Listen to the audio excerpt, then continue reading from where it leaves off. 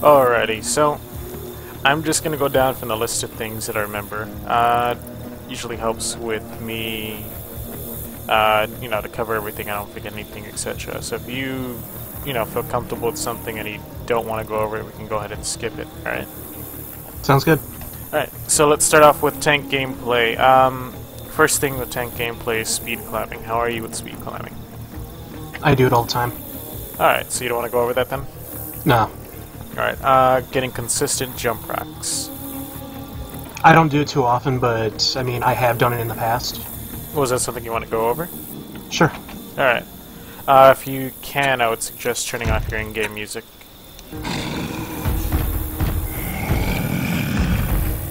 Alright. So, with the jump rocks, I think it's a sequence of buttons. What you're going to want to do is you're going to do rock and then spacebar. You need to press them very quickly. You can't press them at the same time, otherwise you get this noise. And you kind of hear how I'm growling when I'm in the middle of the air. That's what happens when you press them at the exact same time. Okay. Or if you press space before rock. So go ahead and give it a couple tries, trying to jump rock off of here.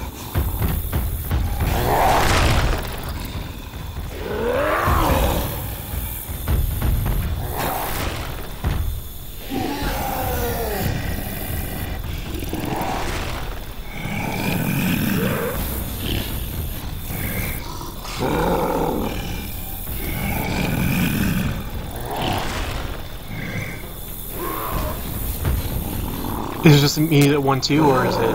Yeah, it's just 1-2, rock and spacebar. Just gotta press them very quickly. Some people also say that if you hold spacebar, it makes it significantly easier.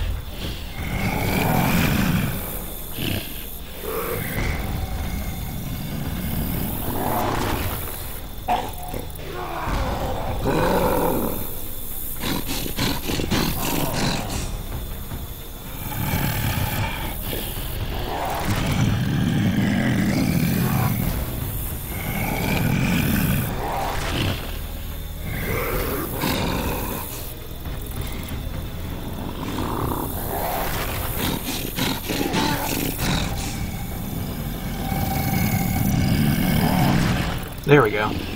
Alright, let's see if you can do it a couple more times, and then after that we'll try and do a couple jump rocks off the roof. Normally after I teach people speed climbing, we go to this, so that once they get onto the roof, they can practice their speed climbing every time they jump back down.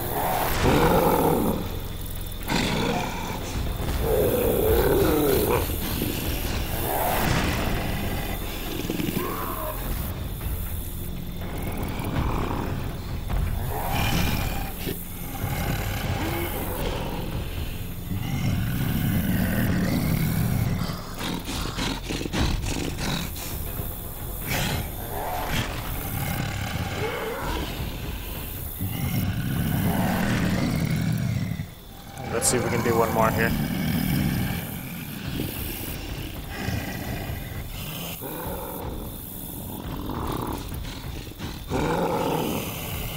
That's just a weird growl they put into the game for that. I don't think it was intentional.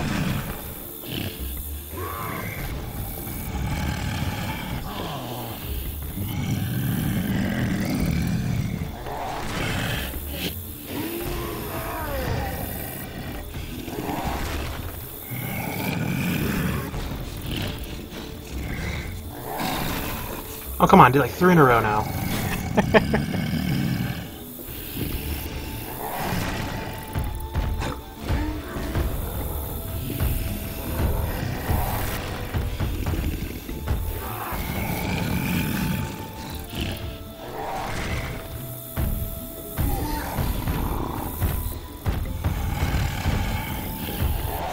There we go. There we go.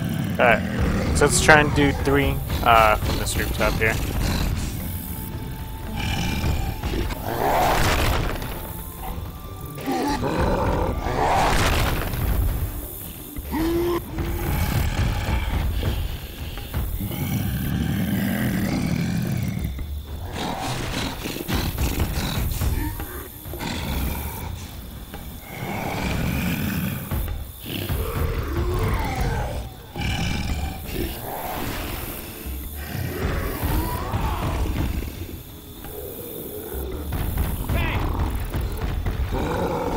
Seems that Nick has spotted a tank. Oh no.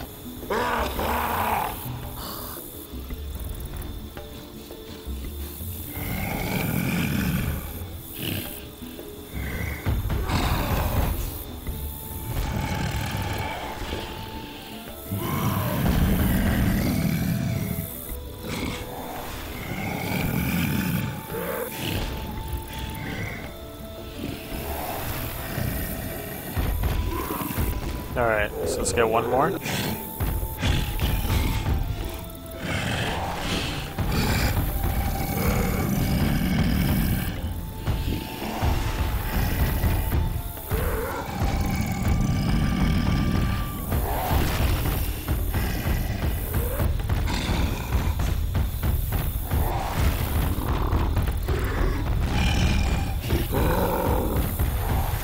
Very nice. Alright, so yeah, it's just gonna come down to practice. Always gotta remember it's rock before spacebar, right? So, Yeah. let's move on to the next thing. Now, are you familiar with Haymakers? Yeah, I've tried them once or twice, but I found them not to be super effective when I do it. Alright, well, is that something you want to go over, or do you want to skip over them? Oh, we can go over it. It's just one of those things I found usually when I play as tank. Like, usually I'm more just sitting there just taking shit more than anything. Yeah. Alright, well, Haymaker, pretty simple. It's a combination of buttons rather than a sequence of buttons. You're going to press both the rock button and the punch button at the exact same time. And that's just a simple Haymaker right there. Now, just like the jump rock, you can combine this into a jumping Haymaker, but this time you need to do a combination and a sequence. You're going to need to press the Haymaker combination, then followed by a spacebar. So, oh, very nice. So both buttons at the exact same time, followed by a spacebar. Alright. Let's give it one more try.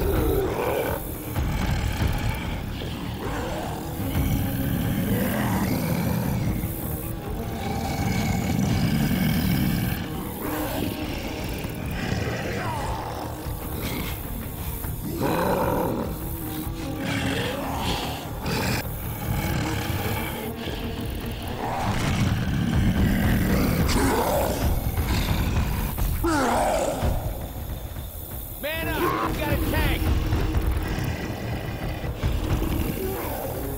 Come on, dude, like 3 in a row, perfect.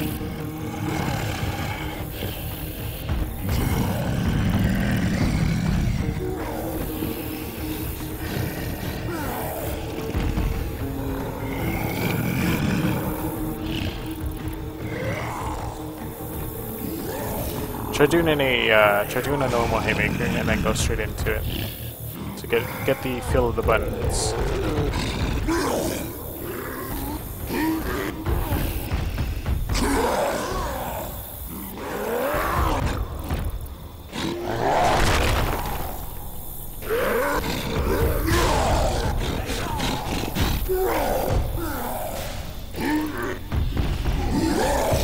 Jump first, then Haymaker, right? No, you're not jumping. You're Haymakering, then jump.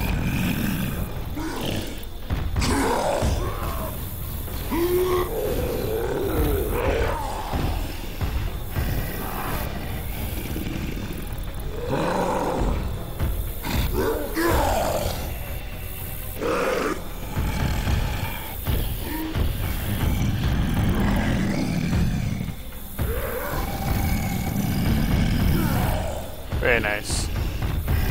Do you want to continue that, or would you like to move on? Let's go ahead and move on. Alright. Just to clarify, you probably already know this, Haymakers cannot be done on confocal servers. If you try and do them on a confocal server, they'll simply not work. You'll either punch or rock. You can't do both. Alright. Alright, so let's move on to the next thing, which is hittable control. So, I'm going to cover 2 different hittables here. I'm going to start with the smaller hittables and then the bigger hittables. Now, the smaller hittables can range from many things. You just got to figure them out. Now, smaller hittables are like this round table over here. So you see this round table? Yeah. It's a solid round table. It's not client-side, it's server-side. And when I punch it, it moves. Alright? Now, so this is a small hittable. Now, as you can see here, this is supposed to be a client-side, but since it's a local server, you can see it. we got ourselves a chair here. Now, this chair does not impede movement, so that means it is not a small hittable. If I punch it, it's not going to really do anything to the survivors. So, let me warp the survivors in place here and get this chair out of the way. Thank you. Let me spawn the prop.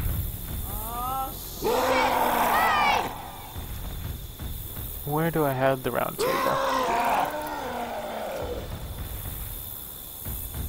Alright, so here we got a round table.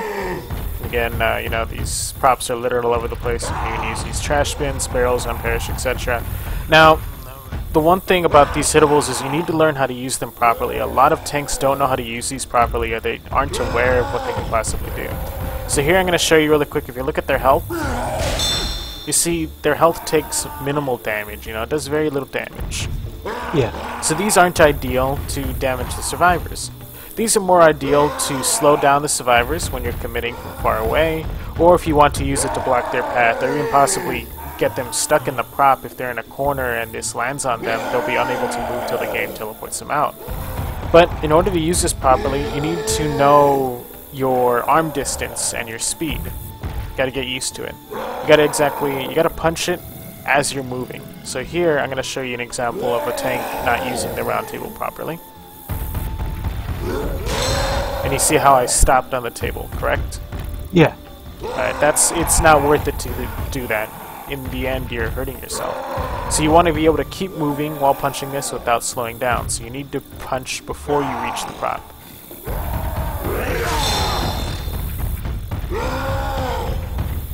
Okay, so go ahead and give it a try.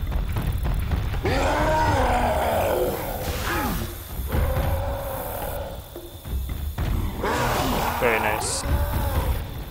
Let's do 2 more. One last one. Alright. So, as you see, if you look at their health, right now in the tab menu, they're barely missing any health. So, again, these are used to impede survivor movements and possibly get them stuck. It's not used to deal tremendous amounts of damage. Unless for some reason you're playing hunters 4v4 and you're sniping them with tables. Alright. So let's move on to the next round of hittables here. So we get this out of the way.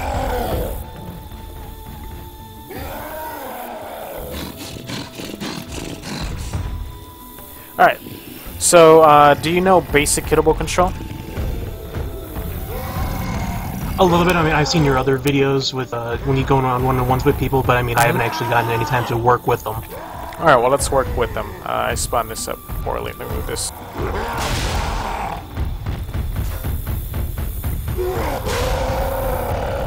Oh, fine, good enough. Alright, so ideally, you're going to want to crouch. Crouching for the tank is basically like insurance. You don't need to crouch, but it gives you much more controllability over the props, and it's usually preferred to crouch for every single hit. Now, if you want the smoothest hit from your hittable, you know, the least random, etc., you're going to want to hit the very base of the object while crouching. This will, however, give you a very slow and very short distance in the hittable.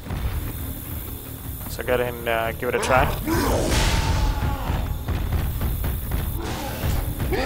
Very nice. Alright. Now the next one here, do you know what a helicopter prop is? Yeah, you hit the edge of the vehicle, like the very back bumper and the front bumper. Yeah. Well, you don't want to hit the back bumper. If I hit it right here, like see where I'm at? If I hit it right here on this end, it's actually not going to spin as much. You want to hit it on the edge, on this side right here. You don't want to hit the bumper. And this, now with this, in comparison to the other one where you hit it in the center, this will give you more distance and it'll go faster, but it is less, you know, it's more sporadic. It's harder to control. Alright. Oops.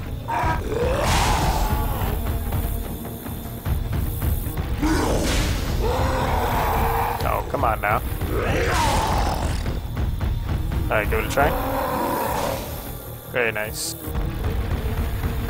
Alright, so let's get to another one here. Now this is another method of getting hittables over objects. So let me move this actually. I want it closer. Alright. So let's say, for example, I want to get this car that's right here over this object. Alright? Now, some people, I mean, you can do something like this. Yeah, it works just as fine. But if the prop is much closer, say, I don't know if I can spawn it close enough. Say right here, obviously if I try and punch it up, it's not going to really go up, as you see there. It just bounces off to the side. So if I want to get this prop to go over, I'm going to have to stand as close to the edge as possible, not crouch, look straight down, as far down as my camera lets me, and punch straight down.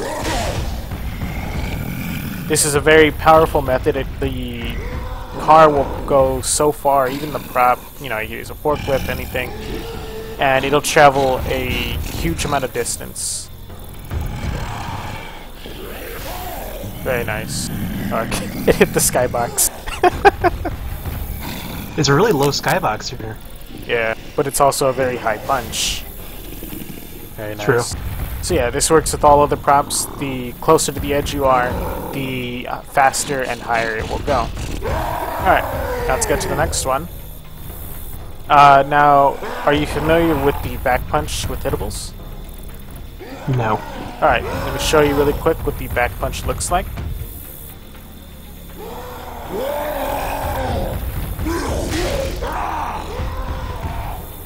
So as you saw there, I approached the hittable, and I hit it through me. I turned around, and I hit the prop towards the survivors without ever setting myself up on the other side. Now, this is actually pretty simple, and once you get it down, it's, you know, becomes its second nature. Now, give me 1 second.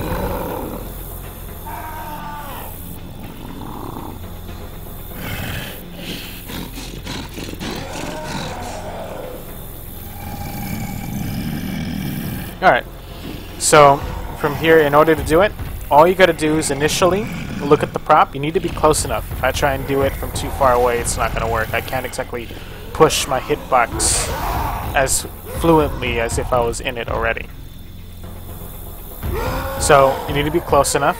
Initially look at the car, press the mouse 1 button, and once you press the mouse 1 button, you're free to look anywhere you want.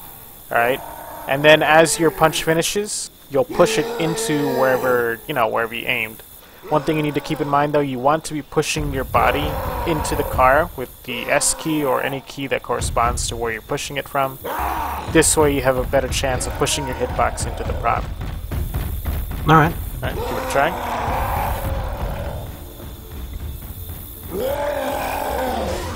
Very nice. Let's do another one. Oops.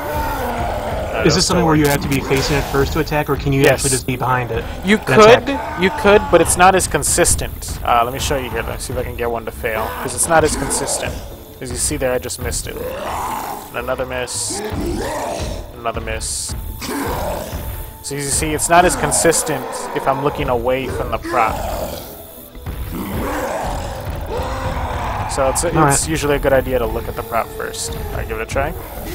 Very nice. Alright. Now the next thing with this is that this works with the exact same physics as if you were hitting it from the proper direction. So here, I'm going to show you that even though I'm attacking it, or hitting the prop from the other side and behind me, I can still do a helicopter prop just by hitting the edge. Obviously not as controllable because I suck at aiming, but you get the idea, correct? Yeah. Alright, so let me spawn one up and you give it a try. Very nice. Much better than mine. Alright, now the next one again. Again, you can punch hittables upwards and behind you. Although again, suck at aiming, but you get the idea. So you give it a try. Where'd it go? Land it over here. Let's try that again. So what am I aiming? I'm You're trying to aim it. No, you're trying to aim it over here. See where I'm at? So yeah. You're approaching it and trying to punch it backwards.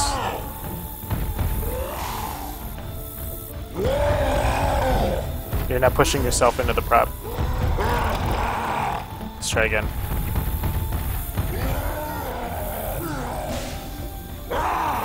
No, No, you're walking away from the prop. Remember, once you approach the prop and you do the punch, you gotta turn around and start pushing your body into the car. Yeah, I was just holding down the forward key, that was my problem. Very nice. Alright, so, let me move this out of the way. That is not out of the way. Oh, wow. Let's see, how many cars are back there? The other two despawned. Alright, so this back punch also works with static props. The only real static props that I know of are the ones on the sacrifice. Let me spawn one up really quick.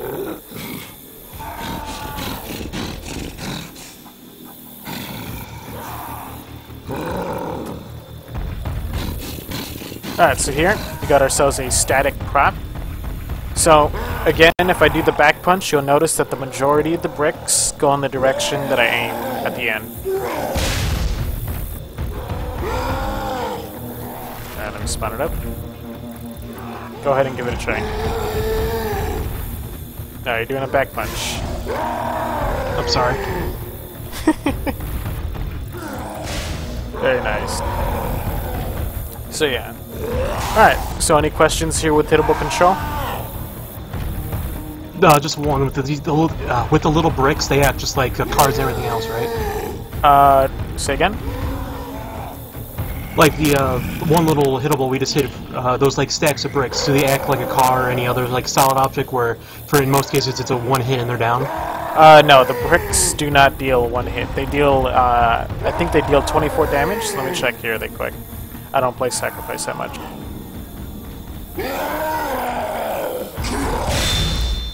So yeah, it doesn't do that much damage. As you look at their health, they last at most like 10 HP. So these are only really used, again, as smaller hittables, and they can be used to impede movement or slow down the survivors.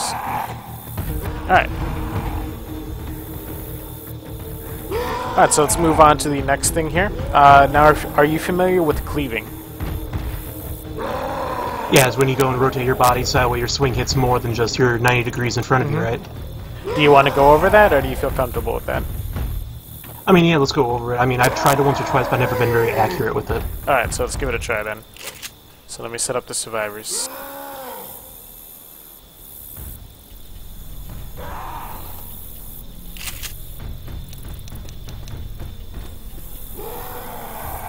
Alright, so while this is not a full 180 degrees, you can do a full 180 degrees with this. Now, before a recent, or not, it's not even a recent patch, it's been months. Before a patch that was released by Valve, the tank had the ability to do one of three punches, which is the right hook, the left hook, and the upper hand, or the uppercut. All three of these punches were randomly selected, similar to rocks, and the current tank was not aware of which punch you got. So, I mean, as you saw over years, when you punched as a tank, it always looked like a right hook. But in reality, it was not always a right hook. So the animation did not sync up with your client hitbox. Everyone else, though, can see which different punch you're doing, and each punch had a different hitbox for it. So, with the patch that Valve released, the tank now only deals right hooks.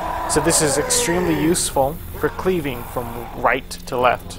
From right to left, you can do a full 180 degrees, and from left to right, you can do, I believe, 90, if not 120 degrees. The trick to this is you need to make sure to find the right speed. Spin too quick, and you'll only hit Rochelle. Spin too slow, and you'll only hit Coach.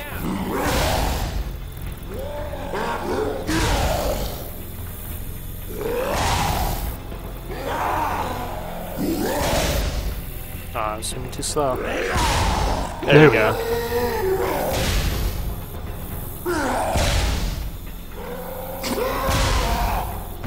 Alright, so give it a try.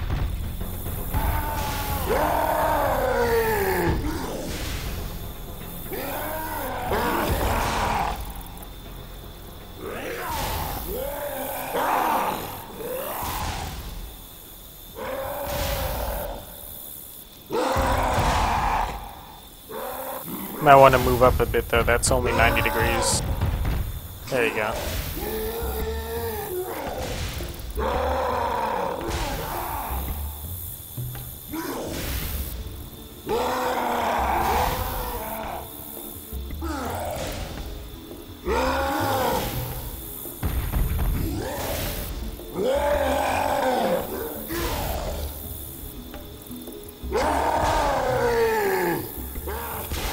There you go.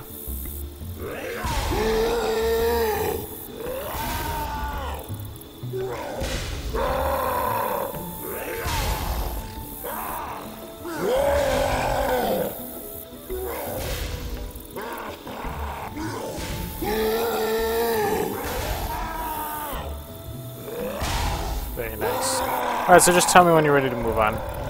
I'm good. Alright. So yeah, cleaving can be extremely useful if you use it properly. You can prevent yourself from getting burgered. Alright, so let's spawn up a, I'm going to spawn up a prop for this next part unless you want to skip. Now, how are you with bunny hopping? Just even the simplest of bunny hops. You mean just basically just pressing, you know, your jump key while you're walking? Yeah, that's it. No swaying. I mean, I've done it a little bit, but nothing where I'd be like, oh yeah, that's bunny hopping right there. Alright, well here, let's see if we can do a little bit here. Now, this is extremely useful, even in Confoggle. In Confoggle, the tank cannot gain airspeed while bunny hopping, but he can also use bunny hopping without gaining speed to also never lose speed. So here, this is a very basic B-hop. All I'm doing is I'm holding the forward key, holding crouch, which is optional, and spacebarring at the right time, and I'll be able to get over this prop without taking slowdown. So as I'm sure you've noticed over the years, if a tank jumps onto a prop or jumps onto something to try and catch up to survivors, he gets major slowdown from landing on the prop. This can be avoided by just B-hopping.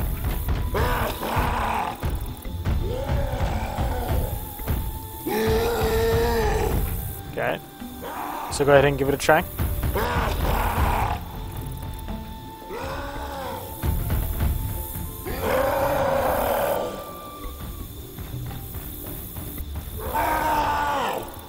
Very nice.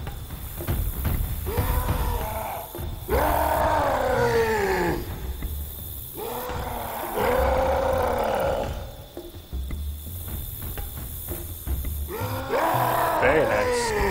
And just tell me when you're ready to move on.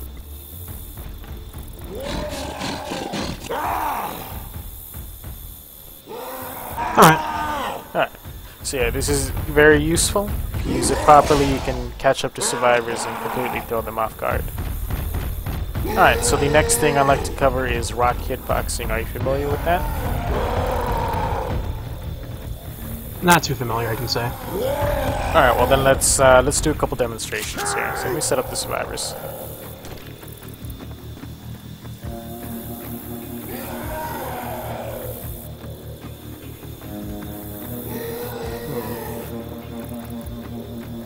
There we go.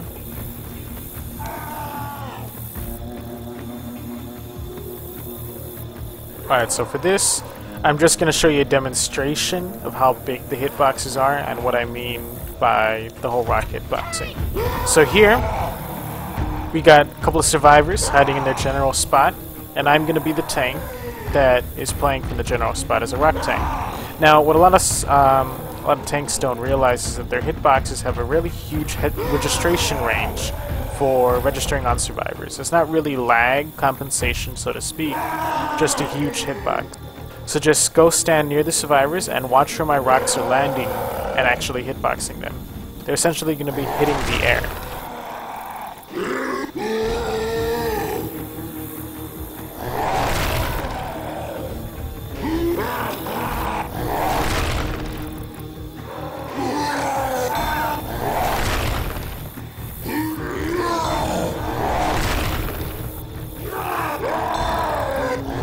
And you see how far the rocks are hitting? Yeah, they're nowhere close to them. On right there, it hit them, but it hit the incapacitated person, I believe.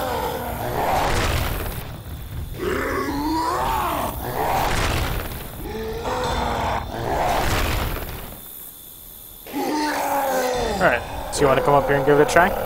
Sure.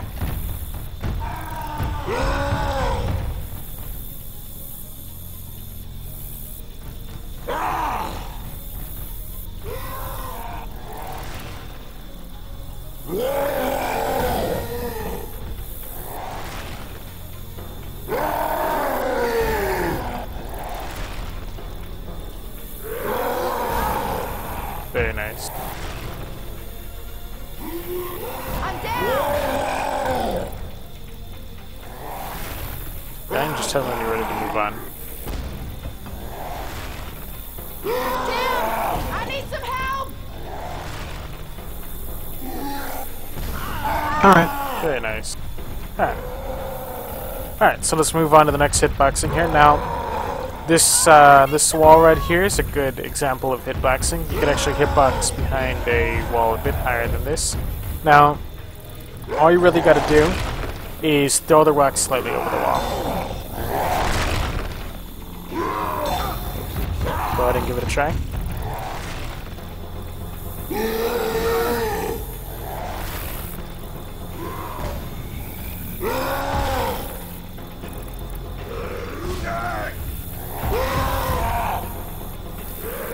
Very nice. Alright. So I'm going to make them crouch really quick, and this is going to be for demonstrational purposes. So you warp them. So they all get up.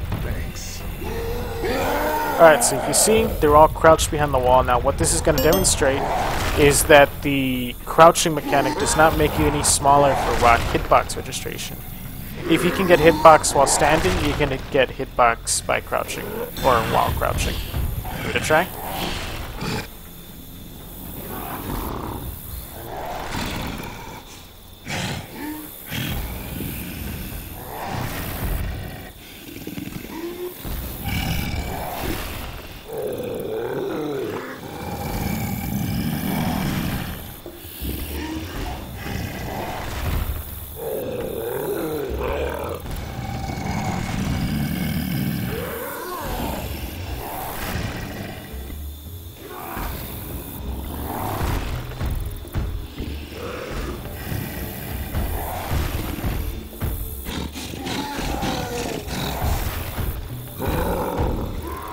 Very nice.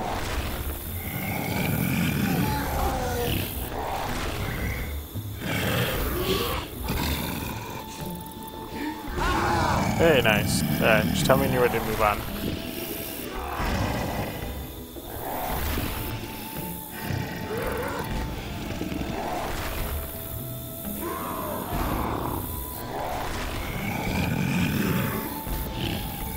Told me to get just one more.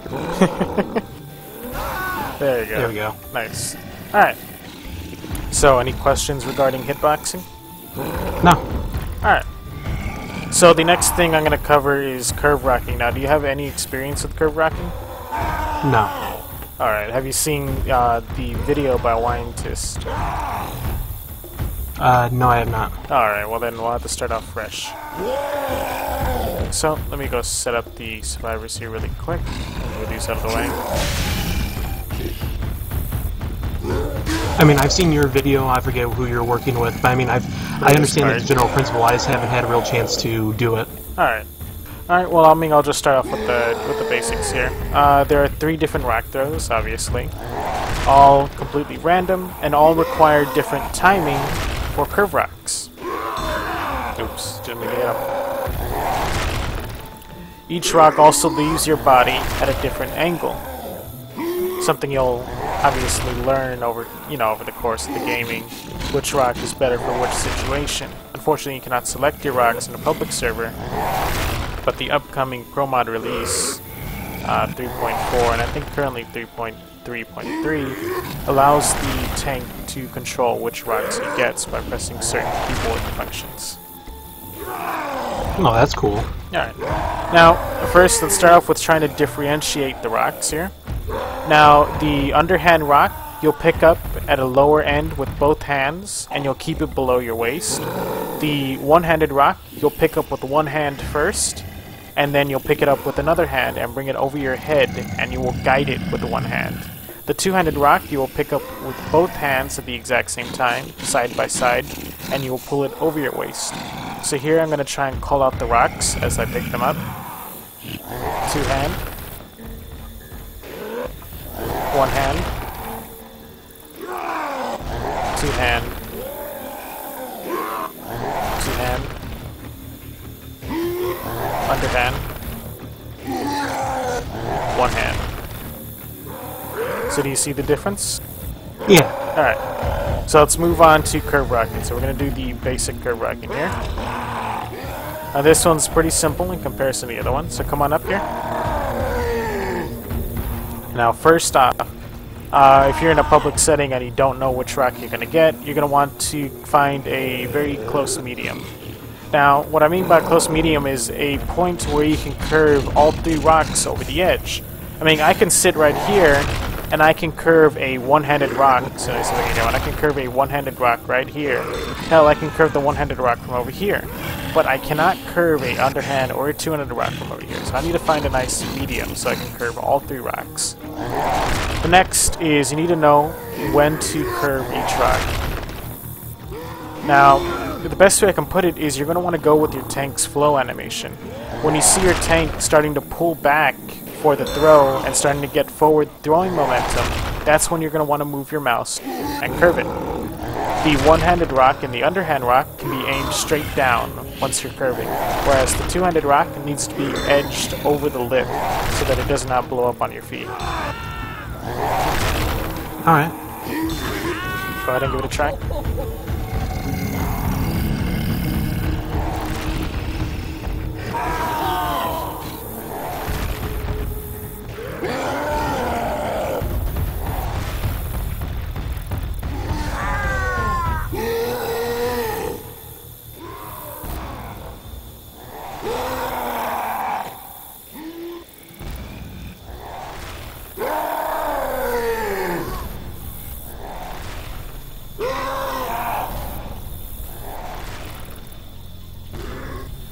Too early.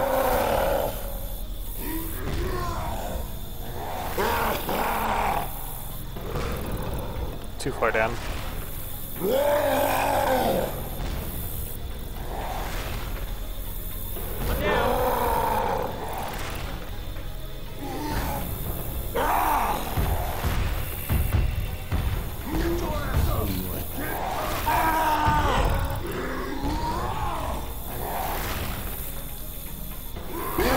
Very nice.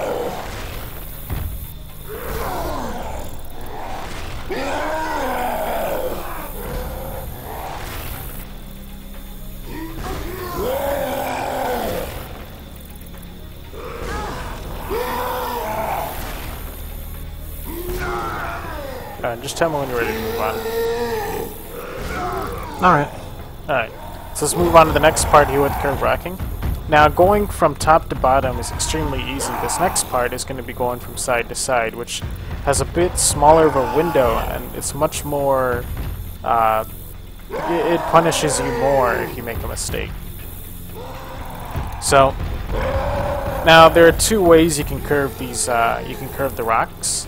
You can essentially do it the lazy way, where here you aim just straight forward, and then once you need to curve, you churn. Now this has its advantages and disadvantages. The advantage of this is that you're able to keep your eye on your target for much longer, and be able to time your, be able to aim your throw a bit better. The disadvantage of this is that for the underhand rock and the two-handed rock, you have a very, very small window to curve the rocks, and it's much more likely to fail. As you see there, I'm failing the two-handed rock curves. Now, the next method to curving is essentially the one you've seen in a Wyntis video, if you ever get to see it. It's where you look away from your target and then curve the rock to them. The advantages to this is it's a lot more friendly. It gives you a bigger window really to curve, and it doesn't punish you as much for being too late. The disadvantage of this is you're unable to keep your eye on the target, and if you have a really shitty mouse, you might just flick around and accidentally throw the rock behind you. That's what I show you with the one-handed. There you go. Alright. So again, you're going to want to go with the flow of your tank's animation. When he starts to get forward throwing momentum, that's when you want to start moving your mouse. The two-handed rock, in order to curve it, you're going to have to lip it over around the edge here. It's really tricky, and it's not as powerful as the other rocks when it comes to curving them around corners. So go ahead and give it a try.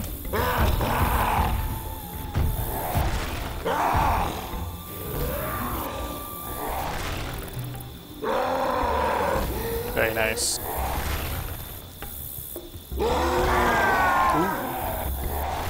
This is a straight.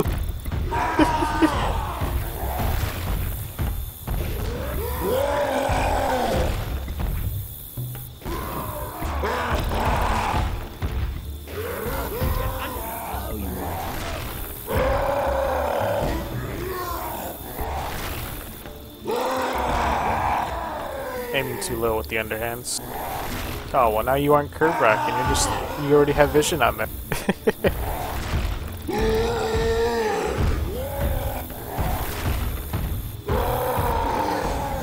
Aiming too low.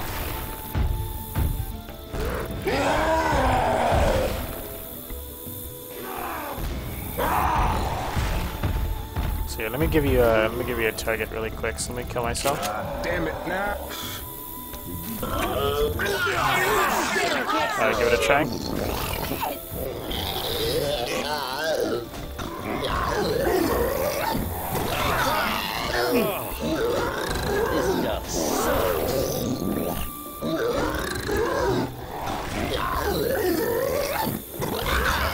Very nice.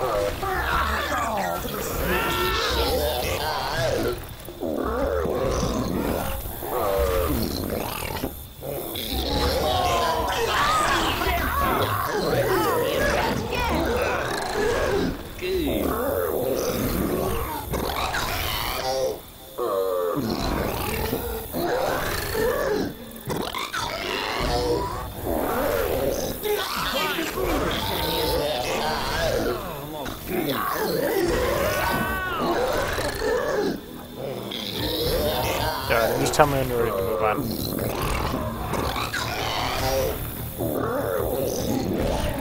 Alright. Alright. So this next method is a bit more the... Oh, sorry. Alright, so this next method is going to be... what am I doing as a survivor? I need to be a tank. Give me a sec to set this up, I guess. This next part is going to be advanced curve racking. Now these are different techniques to allow you to get the most out of your rock in any situation. So here, I'm going to spawn up some props really quick.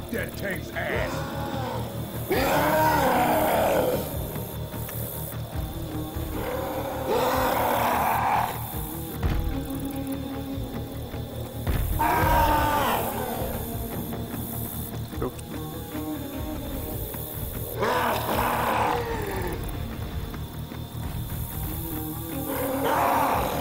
Can't find the command.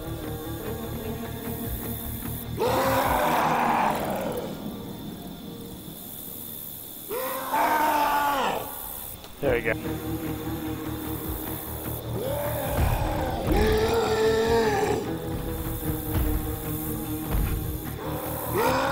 Alright, so this next method allows you to curve underhand rocks and one-handed rocks over chest-high props. So, I don't know if you've experienced this anytime you've played Left 4 Dead, but as I'm sure you noticed, if you get an underhand rock, a one-handed rock, if you try and throw it forward, it'll blow up in your face, whereas the two-handed rock, though, has no problem getting over a prop that's chest-high. So you can see here if I can get a one-handed rock really quick. And here you go, and a one-handed rock blows up in your face. It's because both of those rocks are picked up at a lower angle point and leave your body at a very low angle point, so they cannot get over, unlike the two-handed rock, which spawns right above your head once it leaves your body. Now, in order to curve these rocks, all you gotta do is do a complete 180. So I'll show you here. I'm gonna be aiming at the survivors, and then once I get a rock that I know I have to curve, I'm gonna turn around, and then once I need to curve the rock, I'm gonna turn around again. Alright.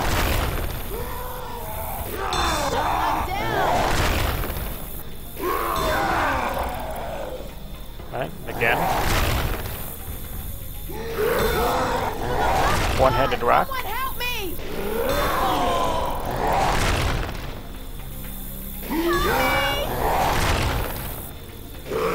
Oops. Damn. Now, the one-handed rock can be thrown at a 90-degree angle. The underhand rock, however, needs to be thrown at a complete 180 degrees.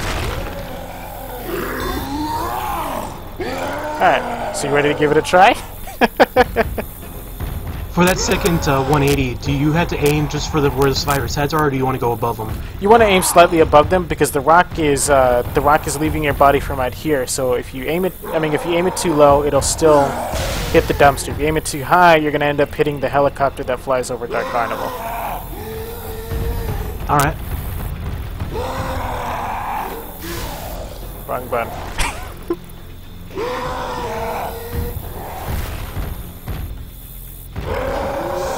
I'm down! Boys, I'm down! You don't have thanks.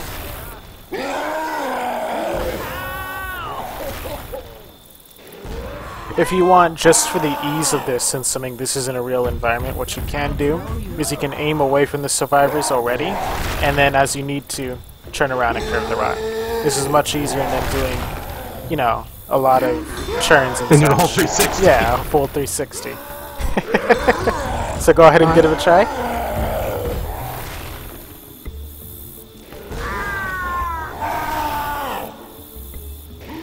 Very nice.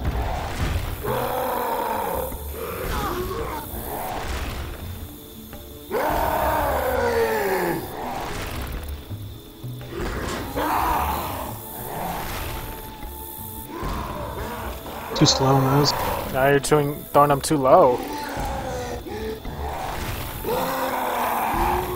Too fast. There you go. A bit too high, but you still got it. Those Too early. hitboxes. Too low. Very nice.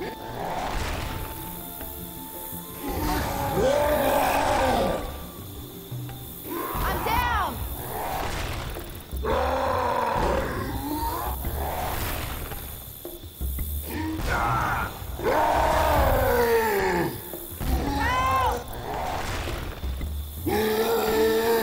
Oh, whoa there.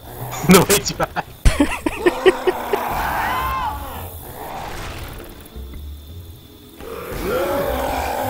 Alright. Alright, so we're going to move on to the next thing here. Now this next part, it's actually a bit more advanced, so I'm actually going to have to ask you to kill off your tank so you can spectate me and see me do it. So just press, you can either type kill on the console, or press M to switch over, and then M to switch back over. Okay. And go into first person mode. I need to set up these, wait, I need to set up this rise really quick. Outrageous shit.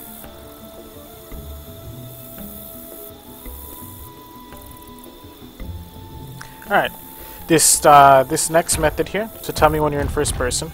I am. Alright, so this next method here, this isn't the best example, but it's the best example I can find on this map. This allows you to curve the one-handed rock and the underhand rock underneath you and into the survivors. Now, the trick to doing this is you cannot look straight down at any time. So if I do this, you see how I'm looking straight down, then it doesn't work. You actually have to do a complete crescent shape around yourself. So let me see if I can show you. Now the one-handed rock is kind of impossible to do here, since the wall is on the right, but you'll get a general idea of it.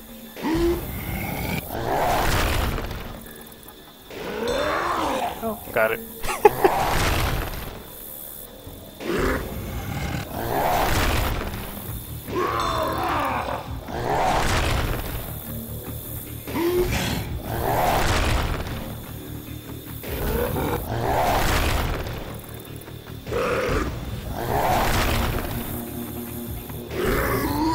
Yep, I'm doing it right now, native. As you see right here, the little red lines, the rocks are going underneath me into the survivors. Now this is a one-handed rock here, but an underhand rock can go much farther.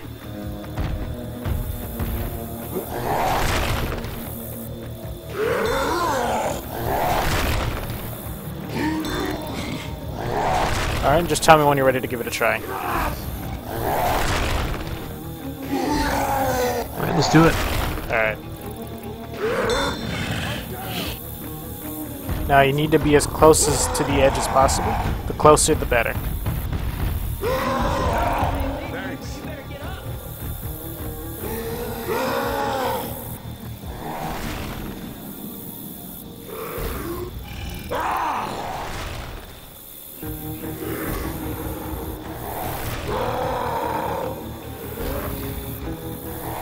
This ain't hot. I ain't ready to lay down yet. Now it's too soon. What is a two-ended rock?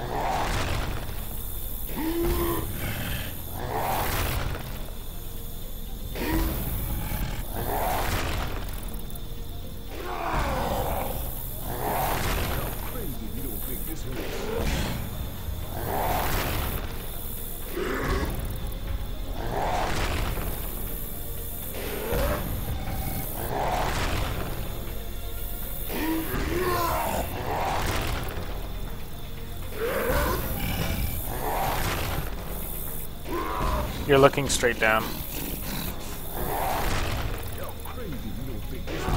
Now you just need to tighten your crescent around you a bit more.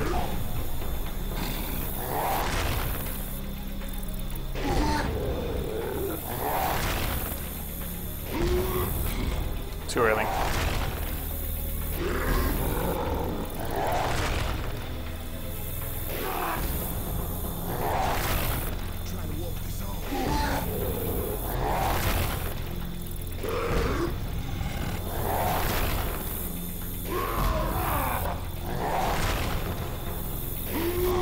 Very nice. There we go.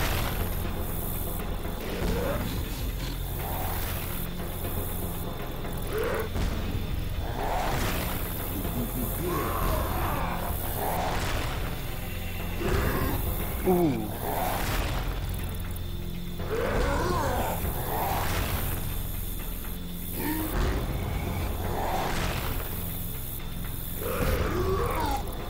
That was way up.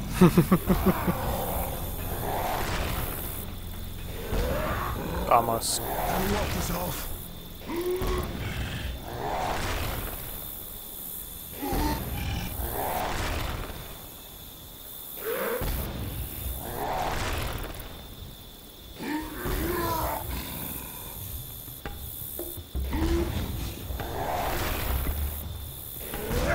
Very nice.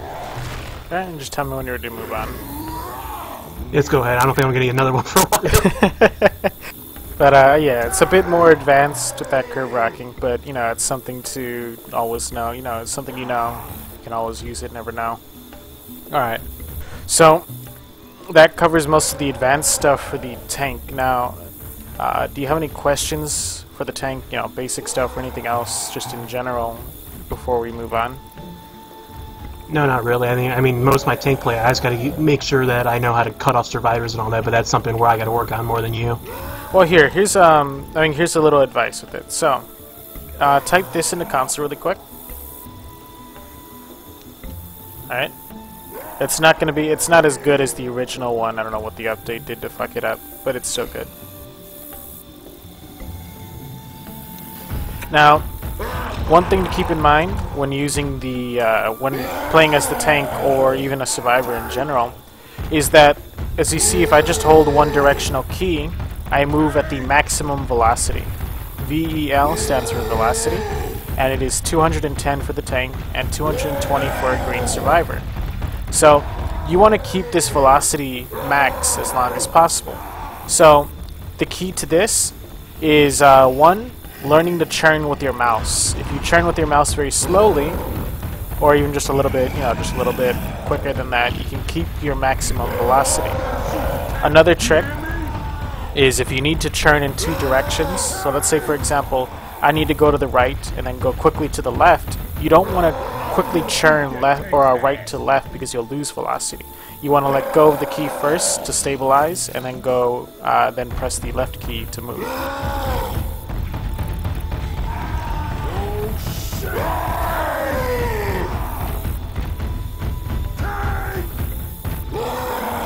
So yeah, so let's give it a try here. I'm gonna get an Uzi really quick, and then let's see.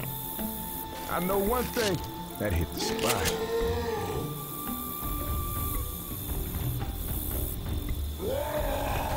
Alright, so here...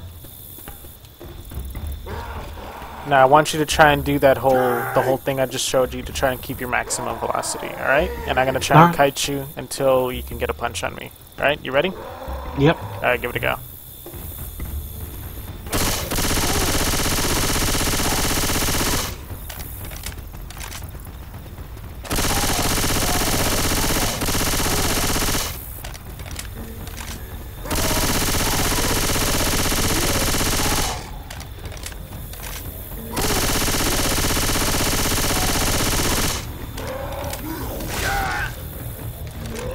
Reloading.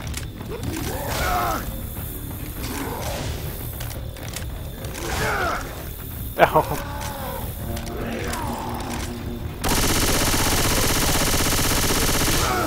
Very nice. Shoot it! Shoot it!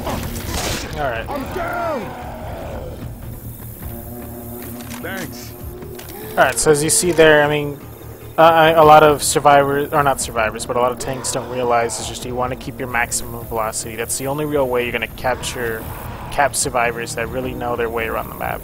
And towards the end there, you saw that I messed up and backed into the wall. Well, not everyone's going to make that mistake.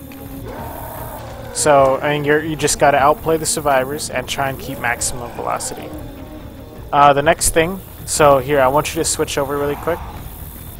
Be a survivor. So there's also tank gameplay here. Now, general idea is if you're going to get caught by a tank and you're in a very open area, you're going to want to jump right when he punches. The reason being is when you jump and you get punched, you go much farther than if you didn't jump. So just for demonstrational purposes, I'm just going to do a regular punch on you and you just stand still. So just stand still. Alright. As you see there, it's not that far of a distance. Now what I want you to do is I want you to jump when I say now. So 1, 2, 3, now. As you see, you go much farther than if you didn't jump. So this is really a good way to try and get away from a tank. So here what I want you to do is I'm going to come up to punch you and you're going to want to jump along my side. So let's give it a go.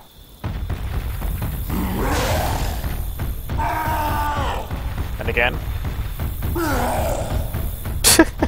Let's try again.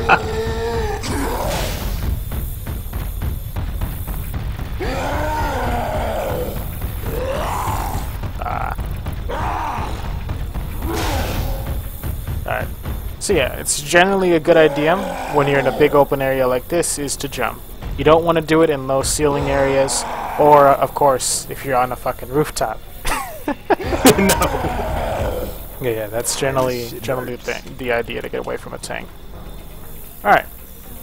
So, any questions before we move on? No. Alright. So let's move on to the next special infected, which is the Hunter. Now, do you know how to do a silent wall kick? Here. I tried doing them once or twice before, but I'm usually not successful with them. Alright, well then let's give it a try. So let's switch over and I'll spawn us in as Hunters.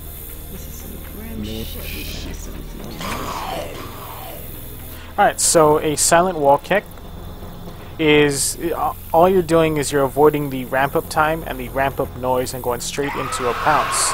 Now, there are two different ways to do this.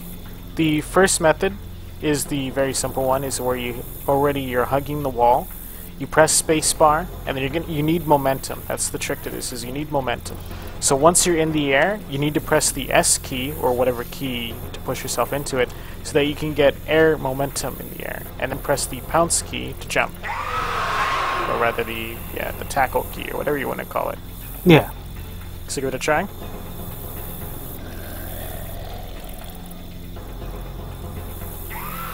There you go.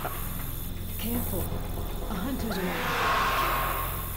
Now, if you want, you can combine these with a crouch once you're in the middle of the air, so that you can continue pouncing.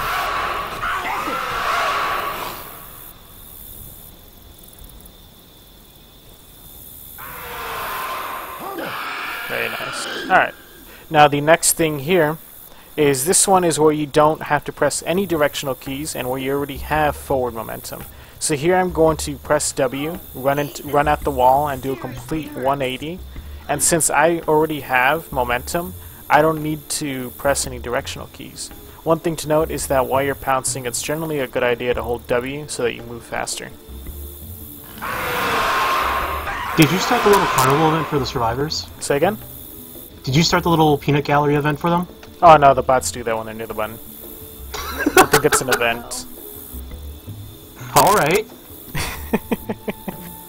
Alright, so give it a try.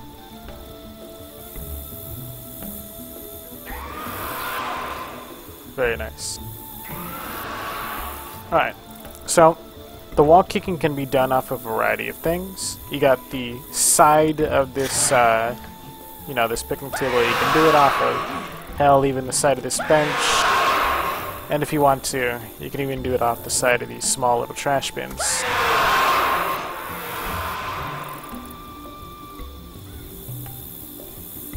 Sounds like a hunter. Very nice. Now, one thing to note about this is, one, you can't do it after you clawed someone or pounced someone. So let me see if I can do this really quick. This is not happening. So I clawed him. Oh wow, it worked. Okay, well I guess it's just the pouncing thing. If I pounce someone and then I get cleared by, say, a shove or no clip, I can no longer do a wall kick. So I'll show you here. Jumping against the wall, can't do a wall kick. In order to fix this, you actually have to crouch, do a normal pounce, and then you can wall kick again.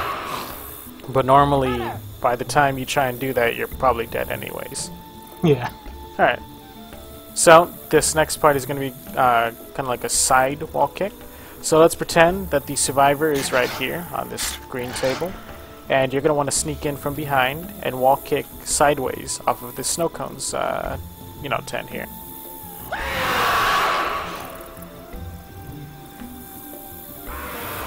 Very nice.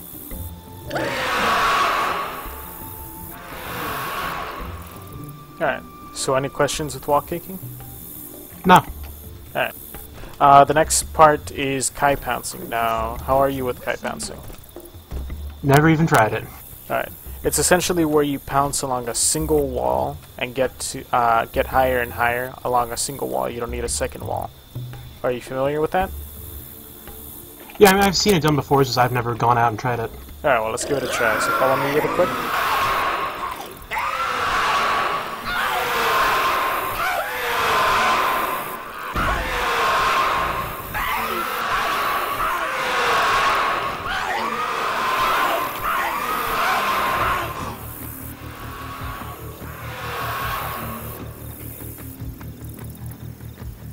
No, native.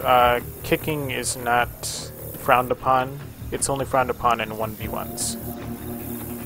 Alright, so here we're going to do a very simple one. So I should have just told you to kill off your hunter instead of follow me here. So I need you to kill off your hunter really quick and then go into first person mode on me. Tell me when you're ready. Alright. Alright, so here this one's going to be covering just going along with your backside to the wall. Now here, as you see, I'm looking straight up. And now, once I'm looking straight up, I need to angle away from it. I need to be able to pounce away from the wall, but be able to come back to the wall very quickly while holding the S key.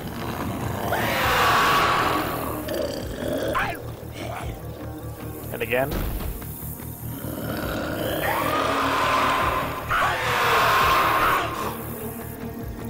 And it just takes practice to find the best angle. The better the angle, the quicker you can, as you see there, the quicker you can get up. So go ahead, I'm going to spawn you, and you give it a try.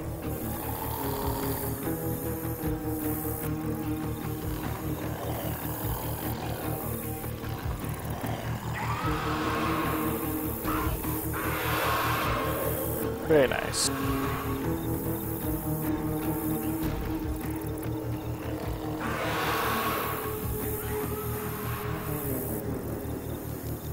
And one more time.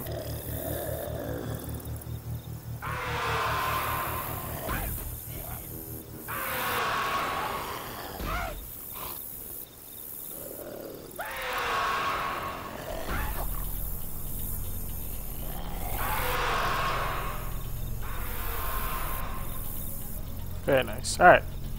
So let's move on to the next one here. This next method here, it's exactly the same thing, same idea, except this time you're pressing two keys and you're doing it sideways. So I'm going to be pressing A and S since the wall is on my left. and instead of aiming,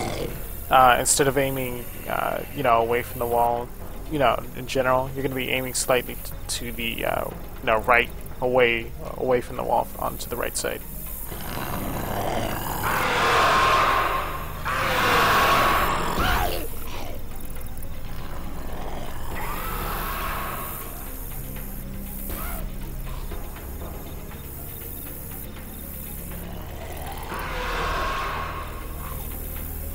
Keep landing on the plywood. Yeah, there's not really a good spot for this here.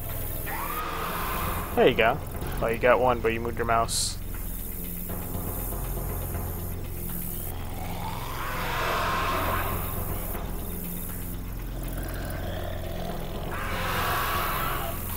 You're not aiming far enough away.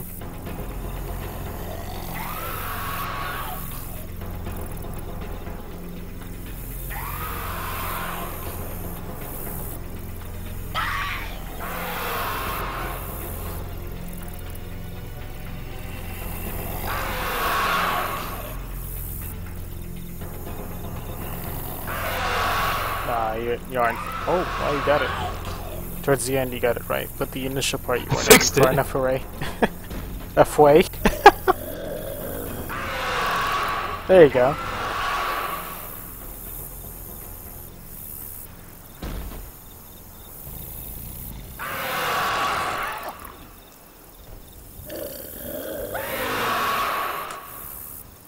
Alright, that was my problem. I kept thinking I'd be a little bit more narrower to the wall, but I could be pretty liberal going out. Yep.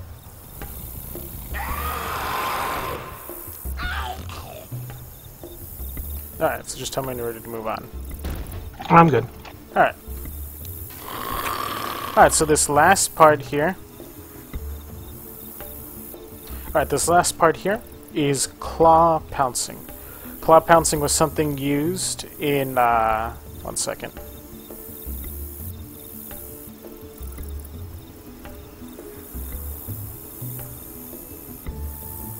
Claw pouncing was a method that was used back in Left 4 Dead 1, and it's still currently used in like 2v2 hunters, 1v1 hunters. But it's something that you do to distort your hitbox to make it a bit more difficult to ski. So I'll show you here really quick. Unfortunately, I cannot see myself in third-person mode since the Recording Helpers plugin is broken, so I'm just going to have to go off of my knowledge.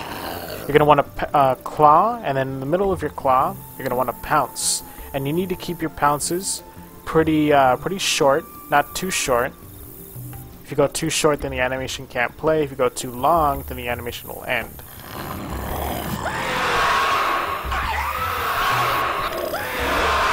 So yeah, so you're clawing in midair. Yeah, it looks like I'm clawing with every pounce. Unfortunately, you cannot tell if you're doing this in first-person mode. You can only see it from a third-person perspective. And it just looks like you're clawing with every single pounce. Alright, so give it a try.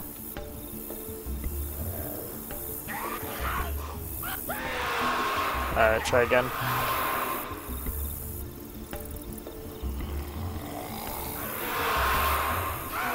Very nice.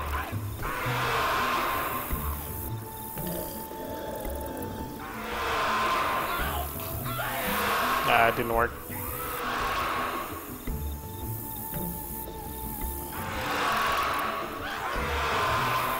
Yeah, I mean, it's a little tricky to get at first. I don't know if there's any big thing you have to watch out for.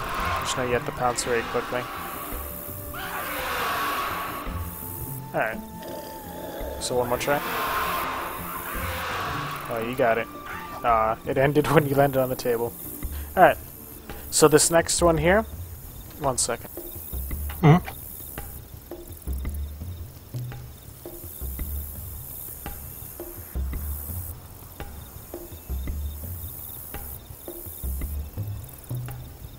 Alright, so this next one here, it's basically the same thing, except it's claw wall kicking, where you just combine the claw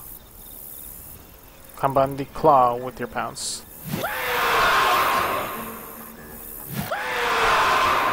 Go to try. Sooner. You can claw much sooner. There you go.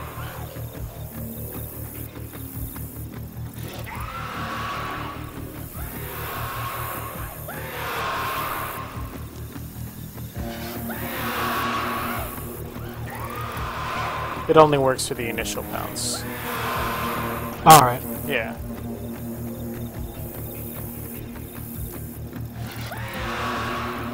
Very nice. Alright, so any questions with the hunter? No. Alright, so let's move on with the next special infected. What about, how are you with the boomers? Like getting long-range booms and booming over objects? Booming long range is kind of hit or miss for me. Sometimes I can get it, and other times it's just the boomer kind of acts on its own. Alright, so do you want me to go over that then? Yeah. Alright, so let's kill off our hunters. This is some grim shit we got ourselves into. So I need to set up the props now really quick. That's fine.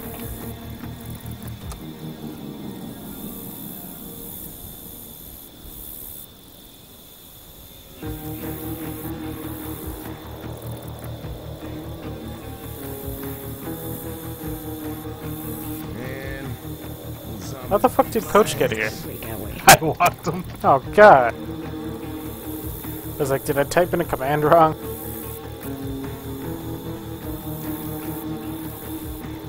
Alright. This is some grim shit we got Alright, so for this first part here, I'm going to play as the boomer. Alright, so watch. I want you to go into my into first person and tell me when you're ready. Alright. Alright, so here, with long-range vomiting, it's basically knowing the mechanics. I have a few pictures on my one-on-one lesson thread that show them, you know, show the hitboxes and such. So here, as you see, aiming straight at the survivors, I can't vomit on them. I just cannot reach them. If I want to reach them from this distance, I need to start arcing my vomit. So I'm going to want to aim at the maximum distance, which is essentially as if there's another survivor stacked on top of them.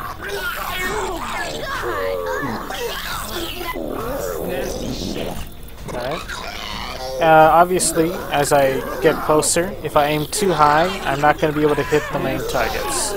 So you see here I'm missing Coach and Rochelle. Actually, no, I hit Coach and Rochelle. If I aim at the same distance, say I get closer, my vomit's going to go over them. It's not going to rain down on them. It's basically it goes straight, and then eventually, at a certain point, it drops. And that's it. So I'm going to spawn you up, and you give it a try. So what do you say, like here's max range? You can get much farther than that. Yeah, right about there. Very nice.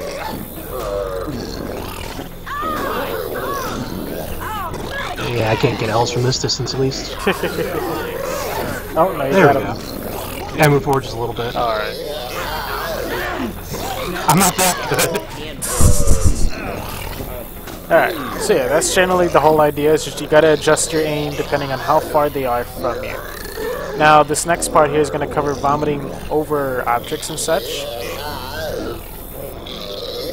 So here, a lot of people make the mistake of just being too close to the prop. So I'll show you here. I'm too close to the prop. I'm trying to get my vomit over the prop, which I'm accomplishing that, but by doing that, my vomit is going over the survivors. So I need to distance myself away from the prop somewhat, you know, a similar distance that the survivors are at, and adjust accordingly. So since they are, you know, about, basically I just need to pretend this prop is not here, but at the same time I need to be able to get my vomit over. So pretend the prop's not here, and be able to get my vomit over.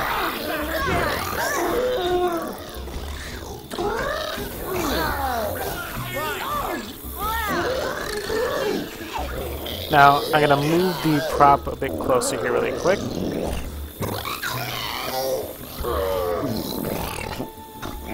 So here is an example where they're closer to the, closer to the van. Now, if I try and do the same method as before, as you see, my vomit goes over them. I need to, again, adjust myself. Since they're so close to the prop, I need to get farther. Alright. A little bit closer. There you go. Very nice. Okay. Alright, so let me move us into another spot.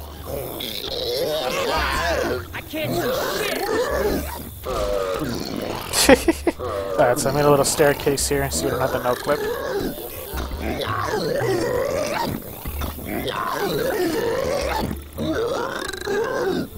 So this next part here, similar to vomiting over objects, this is very useful for a boomer. This is very useful for a boomer to also be able to vomit on them from up top without being seen. If a boomer can vomit on someone without being seen, he's, you know, much more useful than the boomer that has to run up to the edge and vomit. Obviously, if I run up to the edge right now, you know, the survivors, any good survivor is going to be ready to pop me. But if I can vomit on them from right here, there's nothing they can really do besides anticipate my vomit and either run away very quickly or just get under the, you know, under the building to avoid it. Now, for this part, I'm going to want to crouch. Crouching does not increase the velocity or the distance of your vomit, but it simply lowers the exit point from your body where the vomit comes from. And since I'm already so much higher than them, I don't need my vomit to be coming any higher.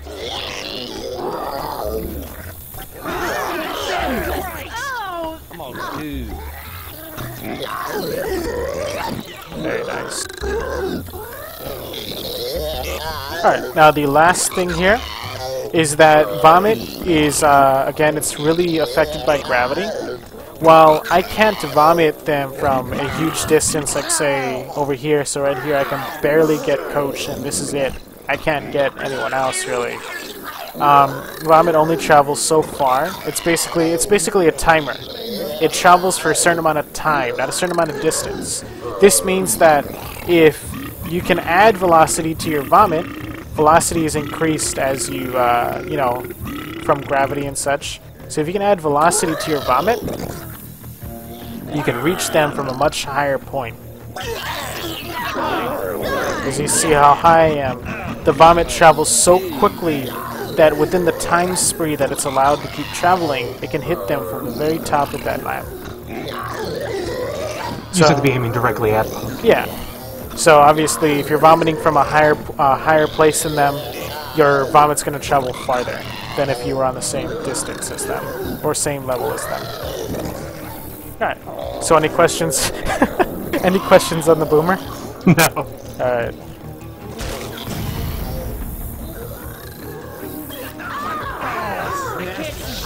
Not again! Oh shit! Watch out! They're not gonna punch you because you're gonna pop. If you want them to punch you, you just gotta vomit on them and they auto shove you.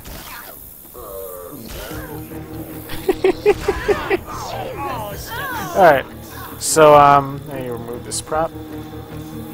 Question with the boomers. I know that after so many shoves that they automatically pop.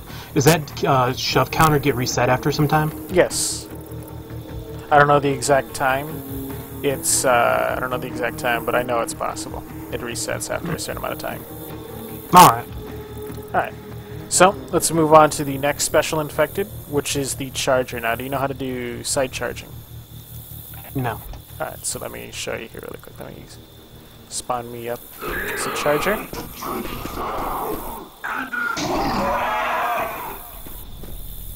Look out! Alright, so side charging is essentially where you grab a survivor on its side, and you basically can do a full 90-degree charge. Let me show you here really quick. Trying to walk this off. So as you see there, I charged her completely in a 90-degree angle. Crazy sons of bitches. Charger! Now, the secret to doing this, so I'm going to show you this in really slow motion, is just all you got to do is you got to approach them from this side and charge. So I'm going to walk there really quick and then I'm going to turn very slowly. Charger! And that's all there is to side charging. It's just basically a magic trick. You do it so quickly that it looks like you're kind of curving your charge or angling your charge. So go ahead and give it a try. You didn't turn. No, that's true. Let's try again.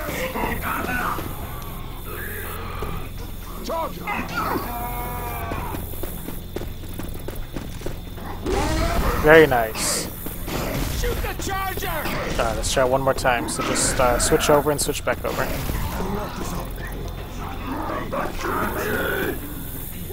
Charger! Oh, straight through. Charger's got me! Ain't ready to lay down yet. Charger! Very nice. Alright. So, let's get to the next part here. Dead yet. Charger! This next part is avoiding stumble at close range. So, a lot of times, at least I myself, when I come across a charger and he's really close, I purposely run into them so that they stumble their charge, as so.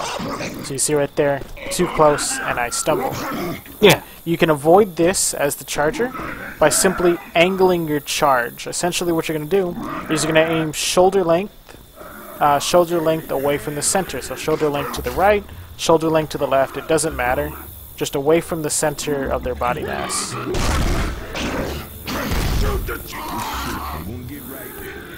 So it's just that small of a difference that'll allow you to actually hit them then? Yep. You just gotta curve your charge, pretty much. Very nice. Wow. So yeah, that's all there is to it.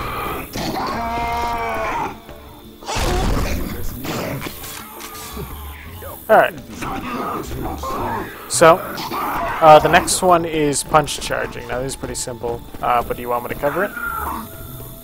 Which is, you always want to punch before you charge them? No, not always. It has it's a trade-off.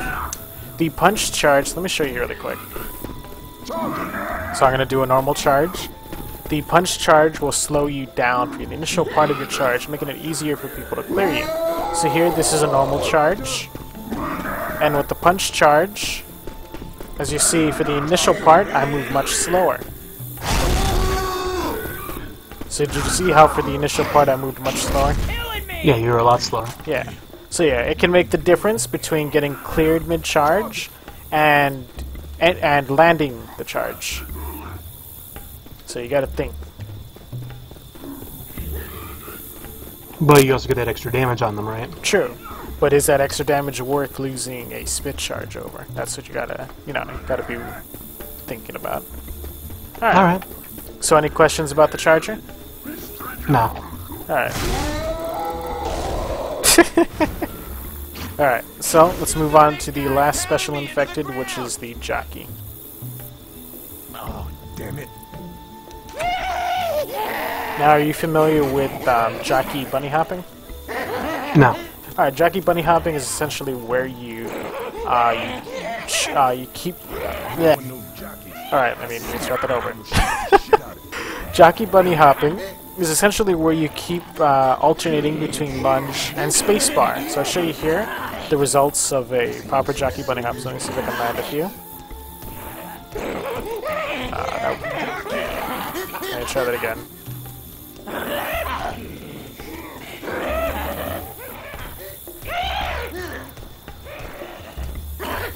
So as you see, I'm pretty much speeding through the air when I land a Jockey B-hop. Alright. So go ahead and give it a try.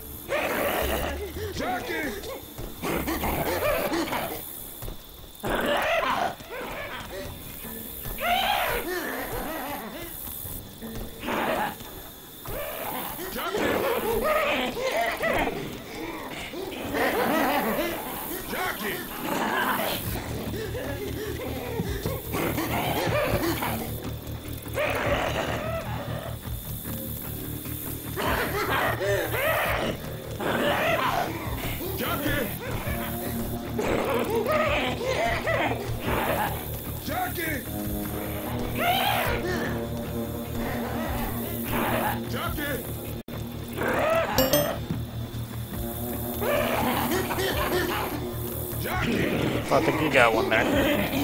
Yeah, I get like 3 in a row, then after that I can't land that second regular hop.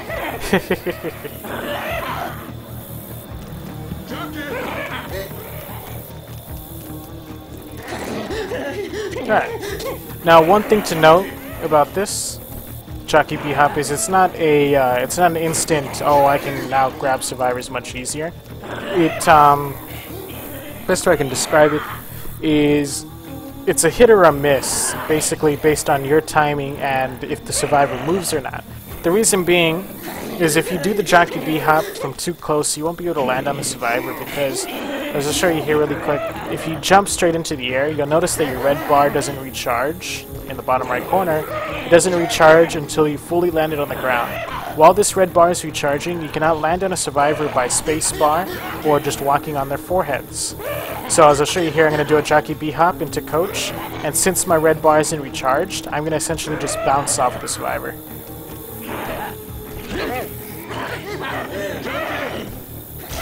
So as you see right there, I'm landing on him, but since my red bar is not recharged, I'm simply bouncing off of Coach. Too close. Oh shit. Kill this jockey on me! Jockey!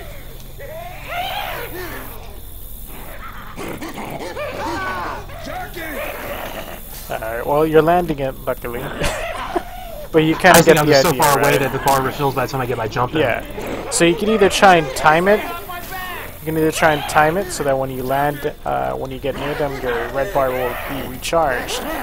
Or, you know, just it takes a little bit of practice to it.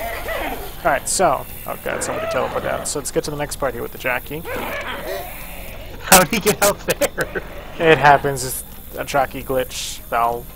Alright, so the next thing here is, now this I see a lot of players do. While this isn't exactly a completely bad thing, because you get a lot more momentum out of it, it's a thing to note where you don't want to initiate using your primary lunge key.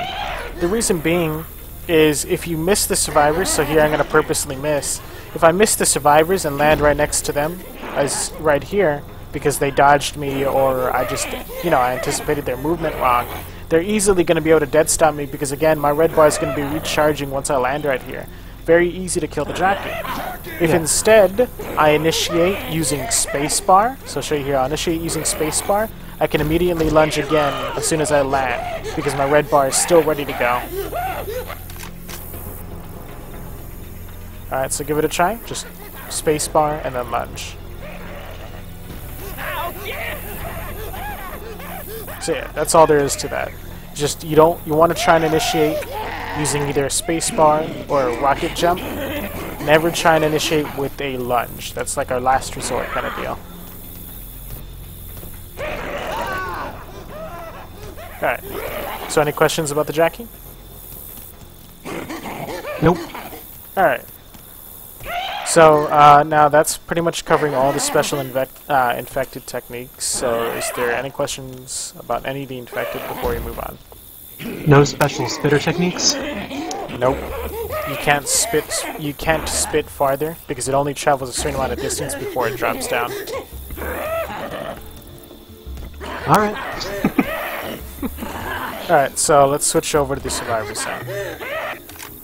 Oh, damn it, Coach. What are you doing in space? Every time I would kill my Jockey, it'd always send me back to Coach out in BFE.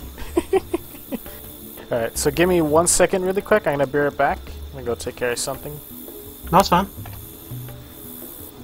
Okay, this was a mistake.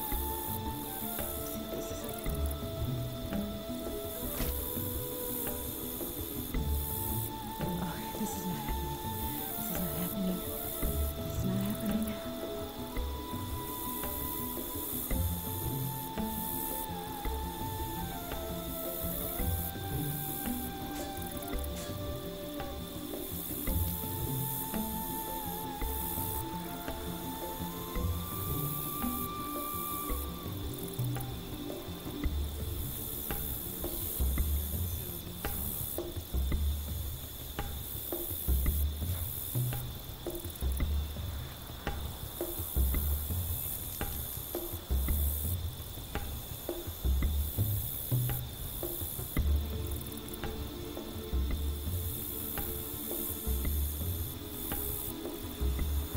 Incendiary ammo here. I think I really heard something.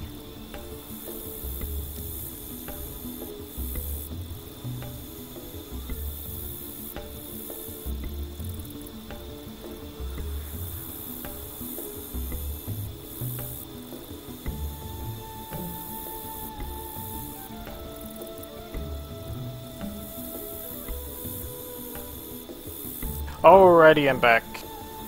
Alright.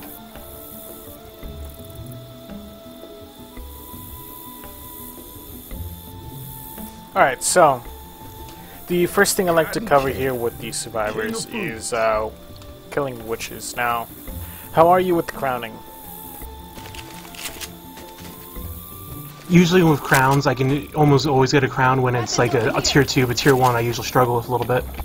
Alright, well let's give it a try here then. Let's perfect the crowning. Alright, so the first thing we need to know is obviously you need a shotgun, you know, big duh. The next thing is you need to make sure you're close enough. A lot of players will do this where there's a big gap between you and the witch. If there's any kind of gap between you and the witch, it does not matter if you land all the pellets. You will not kill her. It just won't. You don't get the extra damage from being close enough. So I'll show you here really quick. I'm gonna be in close range, shoot her, and now she dies because there's no gap between me and the witch. Doesn't matter where you hit her. It doesn't matter. In normal mode and easy mode, you just shoot her. Usually, it's best to shoot her in the biggest part of her body, which is usually her chest or her back. See that bitch? Watch out, y'all. Someone done pissed off that bitch. Bitch. Oh shit, that bitch Very getting nice. angry. Alright, let's do one more. Witch. Oh shit, that bitch is pissed. Very nice. Alright. So, now we're gonna try a bit more advanced. It's basically a running crown, or a dunk crown as some people call it, where you just keep moving and crown her. With that bitch, she gonna explode. Bitch. Trick is, again, you need to be close enough. Quit trifling with that bitch. Very she nice. gonna explode. Let's try again. Oh shit, that bitch getting angry. Witch. Oh shit, that bitch is pissed. Witch. Watch out, y'all. Someone done pissed off that bitch. See that bitch? Quit trifling with that bitch. She gonna explode. Alright. One more. Got a witch. Oh shit, that bitch is pissed.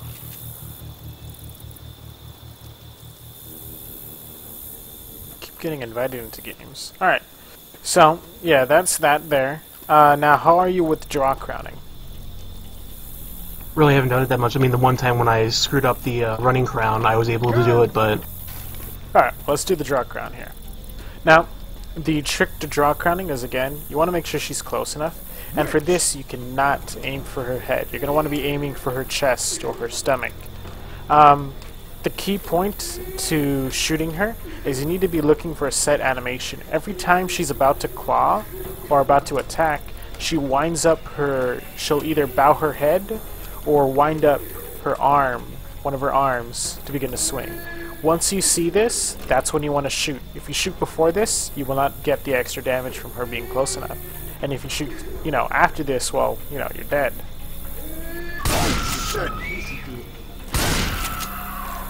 So you see her animation when she dies. She's mid-claw. Her ragdoll goes midway. Yeah. Oh, wow. She just bounced right off. Yeah, no, she does that. That's the downside to draw crowning sometimes. But I'm purposely not moving. I mean, I can know when she's going to start curving, so I adjust myself accordingly whenever I'm doing a proper draw crown, but right here I'm just trying to demonstrate. Alright. So, let's give it a couple tries. So we're going to give it 2 tries here, or 2 attempts, or 2 good attempts. Alright. Someone done pissed off that Very nice. got a witch. Yeah, she just starts sliding to the side there. That bitch getting angry. Too early. Witch. Oh shit, that bitch getting angry. Oh, she got you. Yeah, Alright, she was again. already mid-swing. Oh shit, that bitch is pissed. Very nice. Alright. So for this next part, I'm going to spawn a bunch of defibs, and we're going to disable God mode.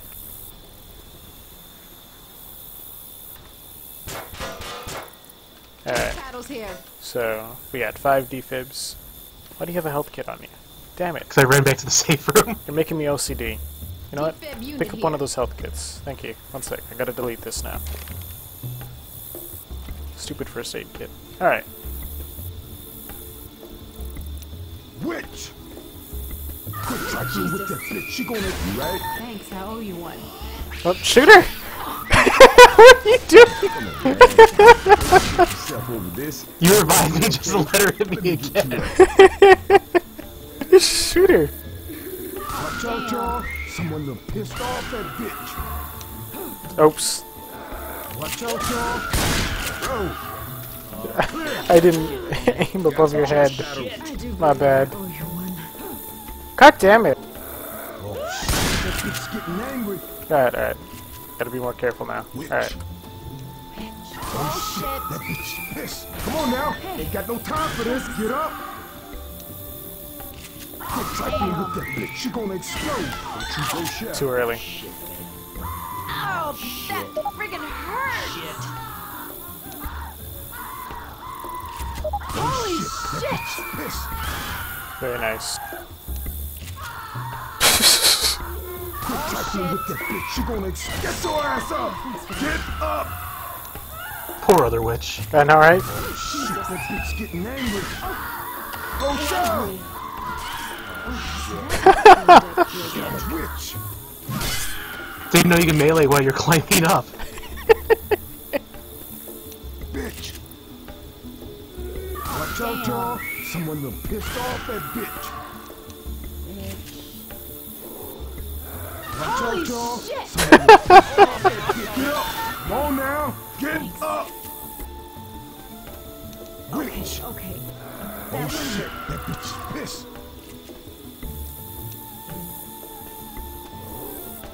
Quit trifling with that bitch. She gonna explode. Witch. Oh shit. That bitch getting angry.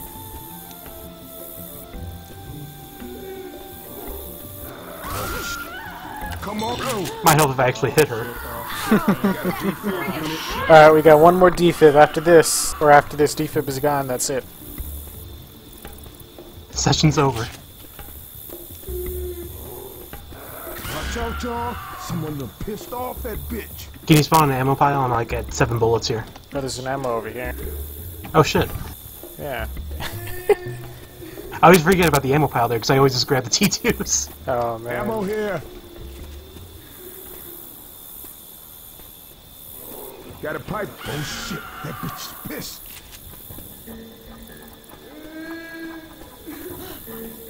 Quit trifling with that bitch. She gonna explode. Too soon. Get your ass up. I owe you one. Shit, that bitch getting angry. Holy shit! Watch out, y'all. Someone done pissed off that bitch. Damn. Alright. It was too early, by the way. Alright. So that's that. So, any questions regarding crowning witches? No, I feel a lot more confident about it. Alright, good. Well, let's add to that confidence. First, you're gonna need your gun. Alright. The next part here is another way to kill witches. And this is revolving around stumbling them. Now, you can stumble a witch using one of 4 weapons. You can either use a deagle, AK-47, military rifle, or hunting rifle. And simply all you need to do is shoot her in the head while she is crying. up here. If she is not crying, then it will not stumble her and she'll just go straight to chasing you. So, show you here really quick. I don't have infinite ammo enabled for this, so 15 bullets from a hunting rifle. And I can solo kill a witch just by stumbling her.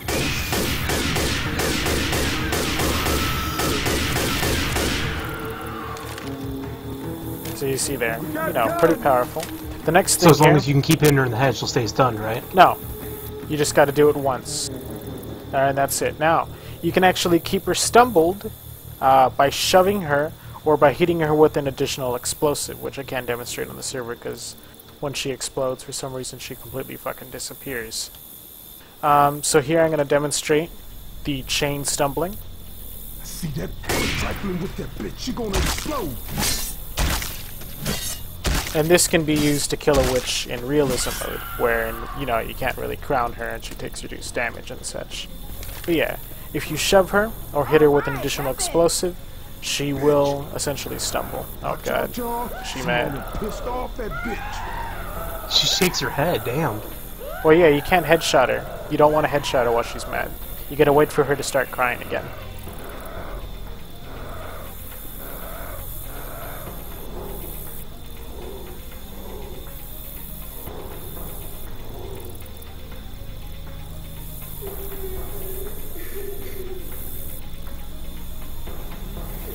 Quit trifling with that bitch. She gonna explode. Shot her shoulder. Just take out your melee. I'm reloading. That's too easy.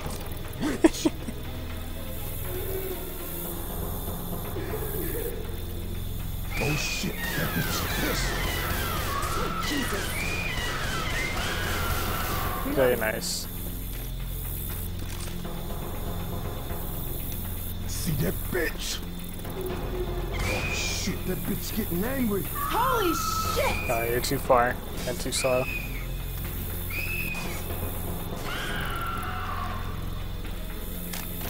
Witch! Oh shit, that bitch is pissed. You missed! How did I miss?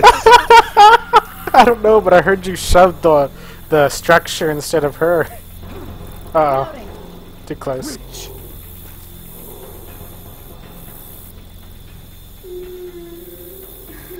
Oh shit, that bitch getting angry. Oh shit! Yeah, too far.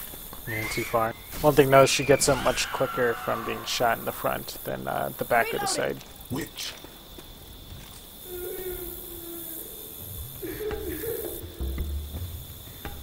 Quit trifling with that bitch. She gonna explode. Way too far.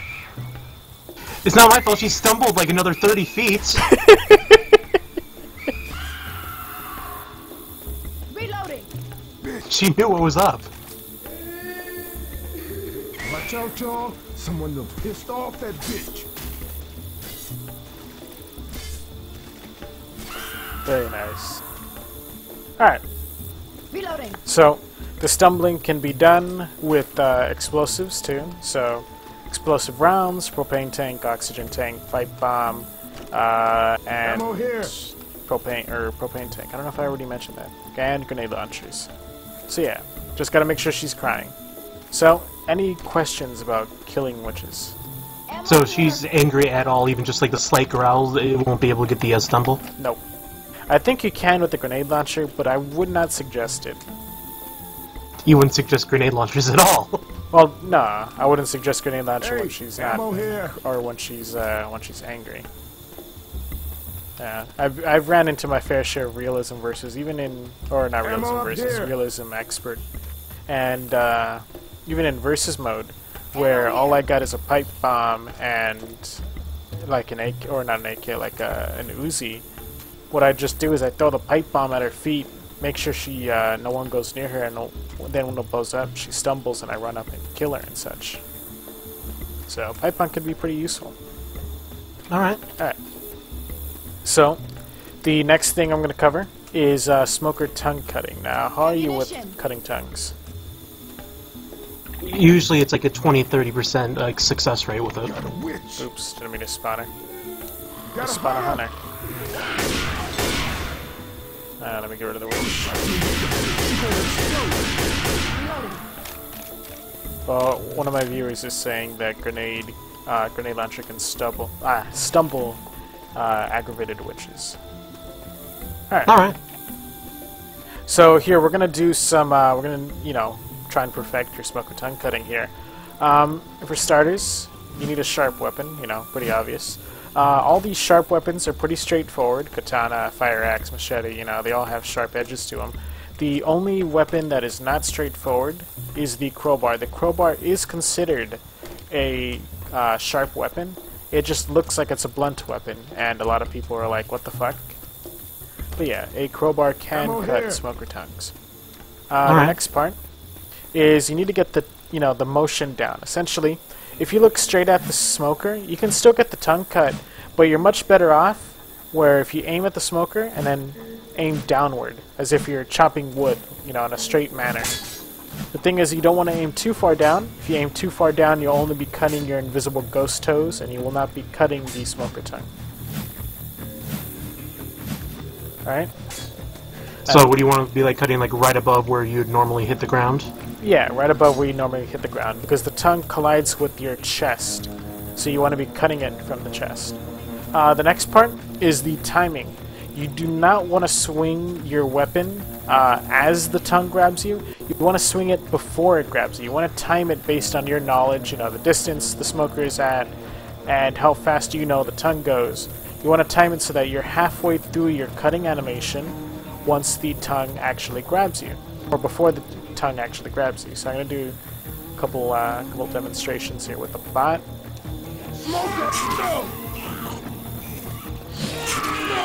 He came closer. It's not fair. No!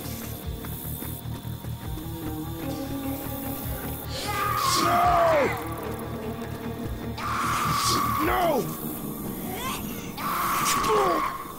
Alright.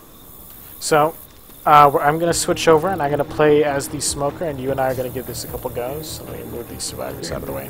They can't keep a candy machine filled. Alright. Alright, so for this part here, if you get the smoker tongue cut, I will say something. I'll give you a number. If you don't get the tongue cut, I won't say anything, and we'll just keep continuing on until, Alright.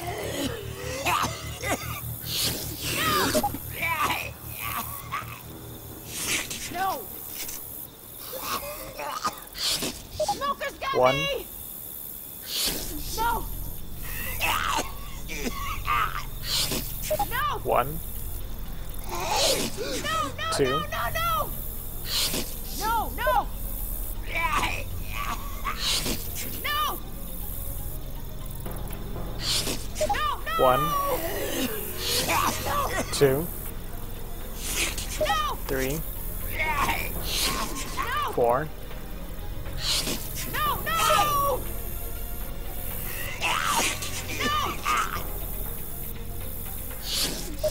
1, No! 2, Smoker's got 3, me! No! 4, No! 5, No! 6, No! No! No! No! No! No!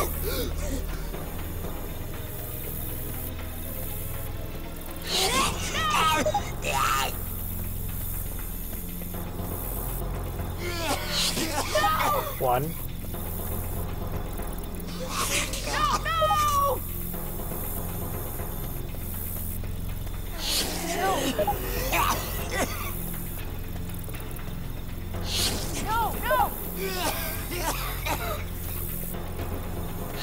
No! 1, No! No! No! No! No! No! 1, Smoker's got me! Smoke!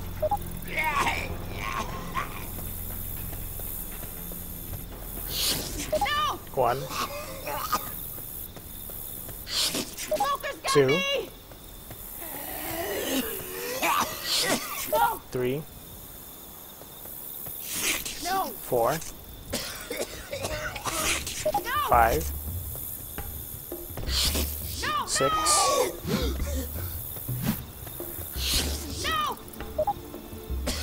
Fucking 6.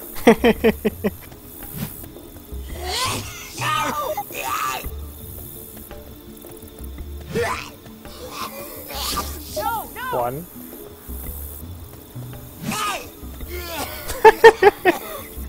You gotta be jumpy now. No!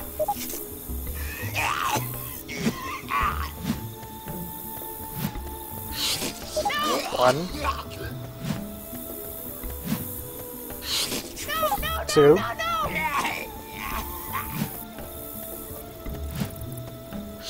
No, no, no, no, no!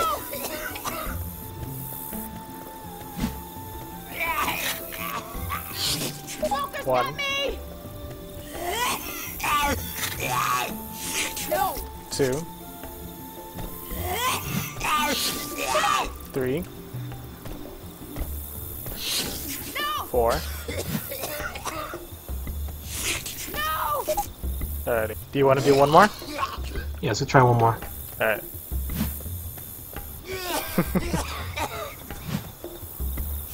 No! Very nice. Alright.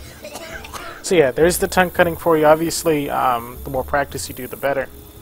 One thing I can tell you from my personal experience is the more tongues you cut, the slower the tongue feels like it's going to be moving over time. It just feels like it's everything goes in slow motion with it. Towards the end there, you were starting to aim a bit too low. You were cutting your feet, so if the smoker was at a higher place, you know, like on a rooftop like this, you actually might have missed the tongue cut. Alright. Alright, so let's get to other methods to counteract the smoker. Now this next one is going to be basically shoving.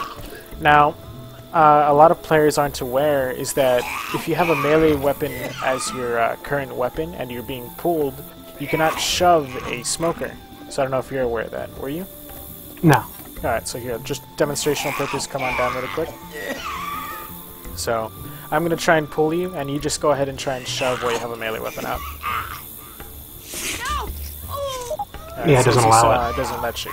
Now, in order to counteract this, if you are being pulled while you have a melee weapon out, all you gotta do is, in the middle of the pull, just switch over to a primary or any other item in your inventory. You can even use pills if you want.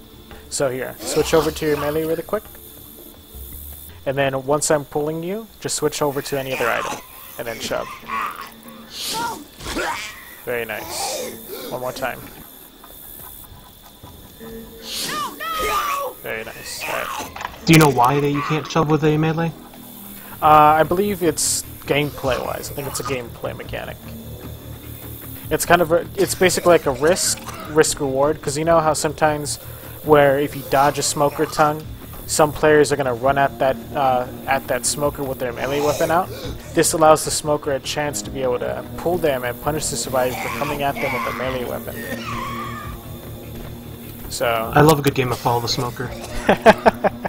Alright, so let's get to the next part here, which is going to explain or demonstrate the huge window that you have to shove a smoker. So, give me 1 second.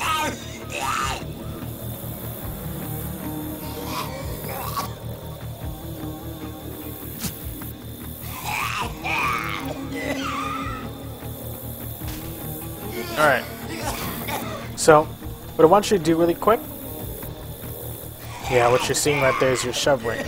It's actually part of what we're going to do right now. Is just I want you to crouch, shove, and then stand up and look down. All right, and you got to do this very quickly. You don't want to shove downward. Look straight forward and then down. There you go. And you'll be able to see your shove range. As you can see, it's pretty. So do it again. It's pretty far. Yeah, do it one more time so I can see it on stream. So yeah, it's pretty far. Now, when you're being pulled by a smoker, you have a full second to shove the smoker before you're considered dangled, and you cannot do anything, and somebody else has to save you. So, for this exercise here, I'm going to be pulling you at the maximum distance of a smoker, and all you got to do is just time your shove properly. You only get one shove, and you'll be able to free me. So, I'm going to be showing you the max distance here, so let's give it a go. No, don't move. I'm looking at the ground. I don't want to mess Sorry. this up. Alright, I think this is it. No, no! Very nice. Alright, let's do it again. No, no, no, no, no! Very nice. Alright, again. No, stop moving. Very nice. And one more time. No! Very nice. Alright, so as you see, it's a pretty big window, right? Yeah. Yeah. Just gotta make sure not to panic. I know a lot of people like to, when they start getting pulled, they immediately shove, and they waste their good shove. But yeah, it just takes practice and self-control, and if you get it down right, a smoker will be the least of your worries when you're dealing with special infected. Are you able to shove twice in that 1 second window? No, you can only shove once. You only got one shove. Once it's gone, it's gone. Alright. Alright, so, any questions about the smoker? Nope. Alright, so let's move on to the next special infected then, which is going to be the hunter. Now, how are you with dead stopping hunters and such? Do you want me to go over that, or do you want me to skip that and we can go straight to skeeting? A little refresher is fine. I'm usually about 50-50 on dead stops. Alright, so let's give it a try then.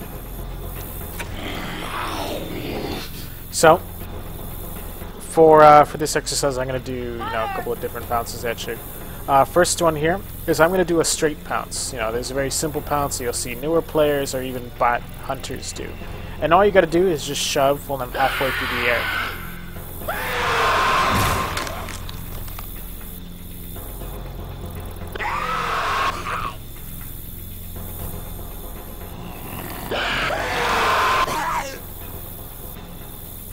Alright, one more time.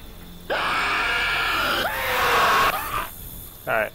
Now this next one here is going to be basically 2 quick pounces, where I'm going to pounce once right here, and then pounce really quickly again towards you. And it's going to be very short pounces. Now, what you're going to want to do is you're going to want to shove once you see me land right here. So when you see me land on my first pounce, you're going to want to shove.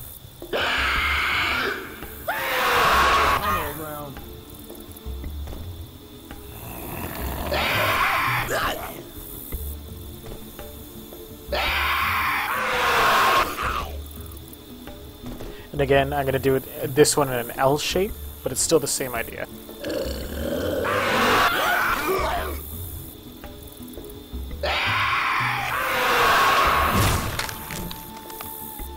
Let's try again.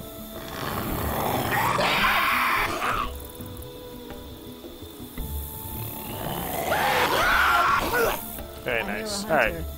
So yeah, that's all there is for just simple dead stopping, and it's just really, you gotta predict the hunter. Obviously, if a hunter is doing, something like this, just a bunch of speed pouncing, there's no real way you can predict them. It's just it's kind of like guessing, to put it simple. You're better off shooting the hunter and then trying to use your dead stop when you know you can predict the hunter. So, any questions with dead stopping? No, honestly, now I actually know the timing, and I feel like I actually get dead stops a lot more constant in games. Alrighty. Alright, now let's move on to skeeting. So for this, we're going to have to get a shotgun really quick. So, should be one over here. We have guns here! Alright, let me turn on infinite ammo really quick.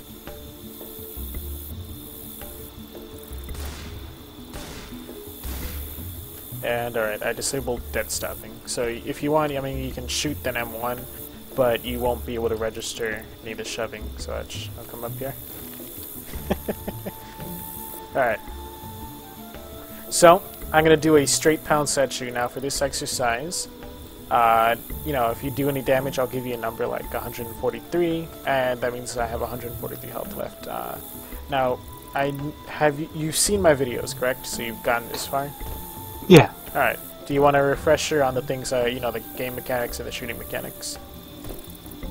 Review. Alright.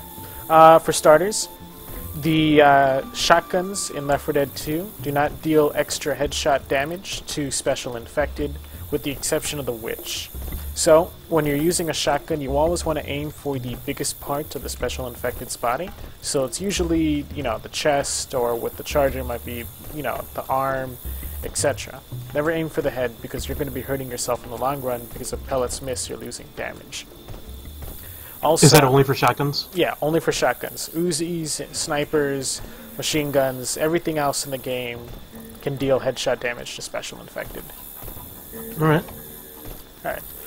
The next thing is that all weapons in this game are hit scan, with the exception of melee weapons and, grenade launchers. So all ranged weapons in this game are hit scan. Now, hit scan means that as soon as you shoot your gun, all the damage you deal is instantly transmitted across the map, and it collides with whatever it collides with very, in a short amount of time.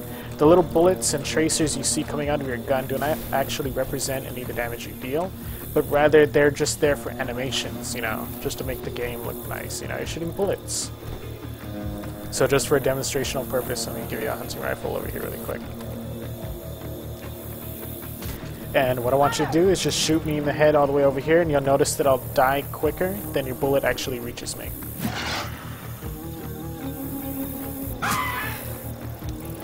Yeah. So you saw it, right? Alright, so yeah. All weapons in this game, or all ranged weapons in this game, are hit scan. Alright. The next thing is, as long as you are within the range of 250, I think I want to say 270 maybe. As long as you're within the range of 270 ping and lerp combination, all of your shots and all of your melees and all of your M2s will register on the model as long as the server doesn't collide, or server-side hitbox doesn't collide with you first. So what I mean by this is, so I'll show you here really quick, just stand still. If I was the hunter and I pounced and landed right here and then pounced away, if you were to shove my model right here and I on my screen was over here, then it would register that you shoved me and I would be over here and I'd be like, wow, this guy's got long arms. But, you know, in reality, he just shoved the model that was right next to him. Now, this is different if the hunter is coming straight to you, because now you can't shove the model. You're going to have to prevent the server-side hitbox from colliding with you. Because if the server-side hitbox collides with you, it won't matter if you shove the model or shoot the model or not. So do you kind of get what I'm saying? Yeah, I know what you're saying. Alright. So with that, let's give this skeeting a try. You're going to want to aim somewhere between my shoulder blades, not too high, so basically at my chin. So let's give this a go. Oh wait, I'm not going to be able to see how much damage I take because I don't have third person. Let me rebind something really quick. No, it's fine.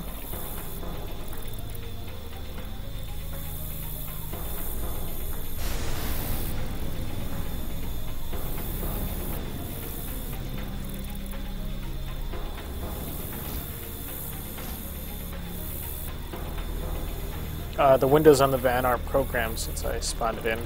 Alright, so let's give this a go. I had to disable the give health with my no clip. 142.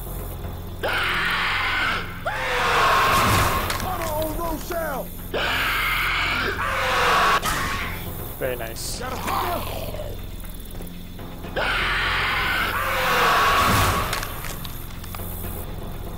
Maybe aiming a little too high. Yep.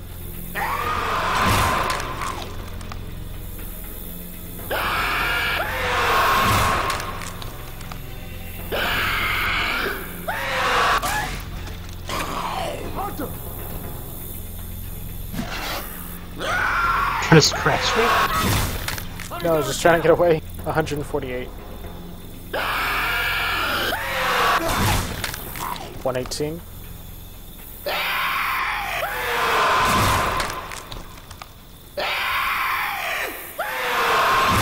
Hunter on Rochelle. 217. Hunter's got road.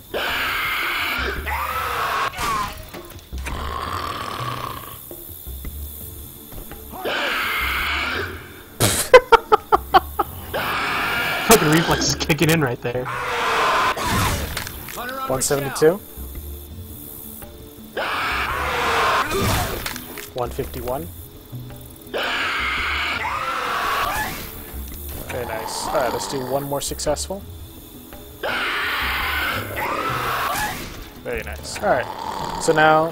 Oh wow, I was stuck in it. Alright, so now I'm gonna do some... I'm gonna do a quick pounce. Now this is obviously, you know, a veteran hunter. Well, that's gonna do one very quick. Now what you're gonna do is you're gonna want to shoot me on the ground. You know, I mean, you can try and shoot me in the air, but that's usually not a good idea. You're gonna want to wait till I land right here, and then shoot me as I pounce at you, or before I pounce at you. Just shoot me while I'm on the ground. So let's give this a go. 159.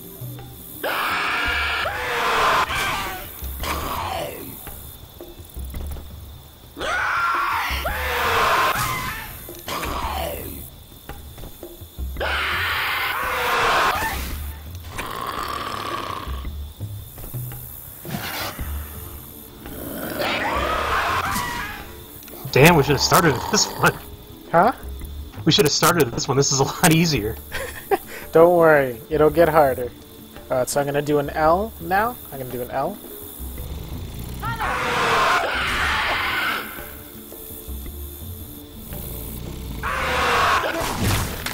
224.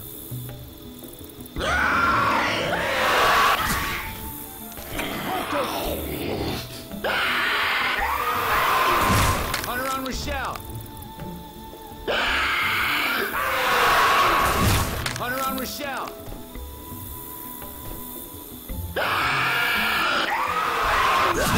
Hunter's got Rochelle. 117.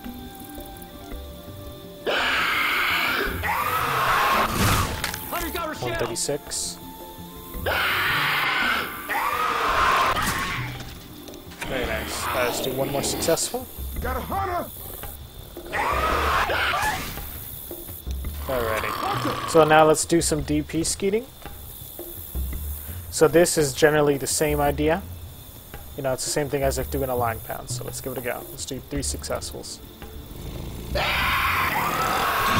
Hunter on Rochelle.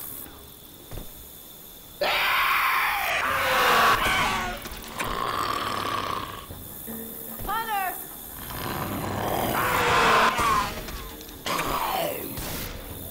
One more. Very nice. Okay, give me 1 second to reply. No, it's fine.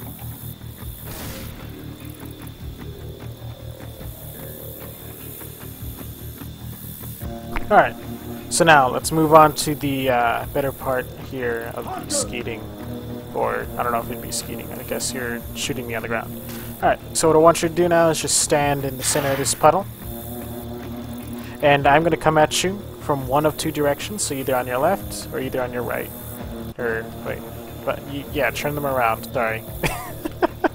Alright, no, you don't need to turn them around. I'm saying switch the directions that sit around, because that was going down my end. Alright, let's give this a go. And we're going to do up to 10 successfuls. Hunter on Rochelle!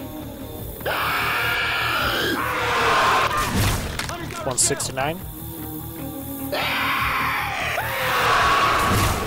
Hunter's got Rochelle. The hell am I? I'm stuck. I got stuck in there. Got a hunter! Let's try this again. Hunter's got road! Hunter on Rochelle. Hunter's got road! Make sure you're not trying to track me. You're trying to figure out where I'm going to land and shoot me there. Okay. Yeah. 216.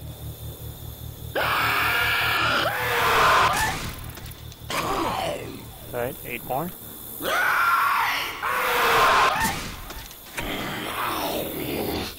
Hunter!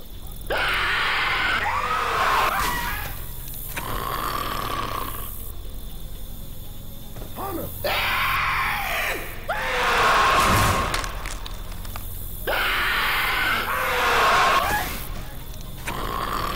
The hell? Like he's spawning who not BFE. Yeah, I'm spawning all the way out of the map. 5 more.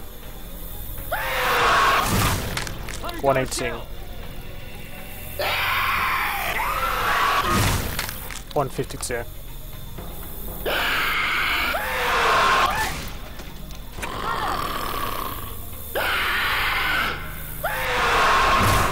Hunter on Rochelle. Got a hunter!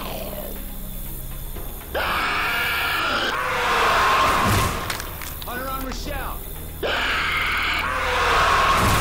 Hunter's got Rochelle. Hunter on Rochelle. Hunter's got Rochelle. Hunter! 2 more. 180 or 109.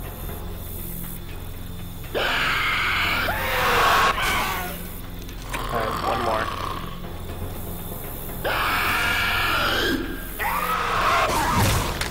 137. Very nice. Alright. So, this next part here is basically it's going to simulate, you know, 1 versus 1. So let me get a shotgun here really quick. Now, there are 2 ways for you to play Left 4 Dead 2. There's the passive style and then there's the aggressive style. Now, the passive style is essentially where you keep running away from the special infected and shoot it until it dies. And I can try that again since it went after you. Nope, you're in the way. Alright.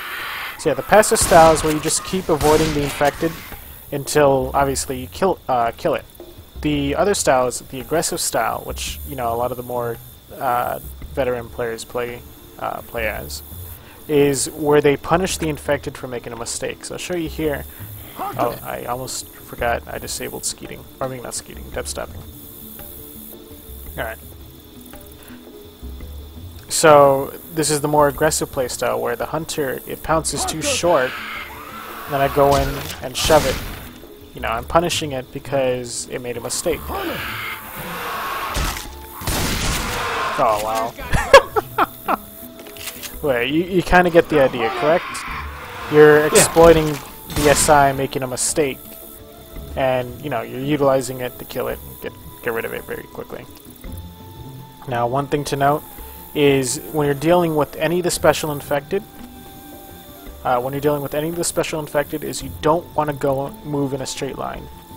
You know, this is the exception with the Jockey bot. If you're dealing with a bot Jockey, you don't want to be sidestepping. You actually want to stand still and shove them like a man, because that's the best way to register them. But yeah, with all the other special infected is you want to be constantly sidestepping. You know, you want to sidestep, going angles and such. You don't want to go in a straight line.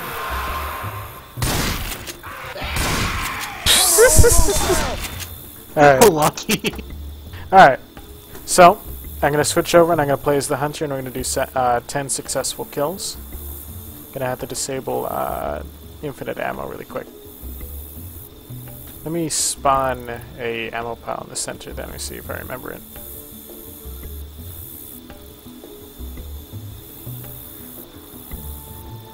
There it is. Ammo here. Is infinite still on? No. Oh, here, let me fix that.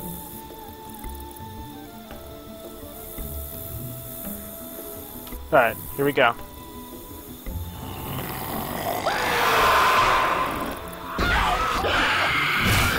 Hunter's got Rochelle.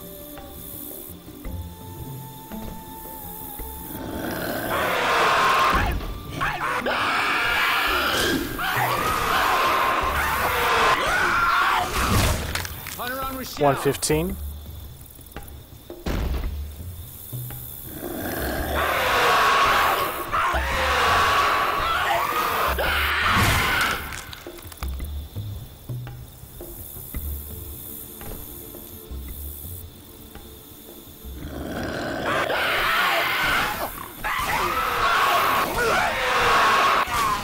Very nice. Ow.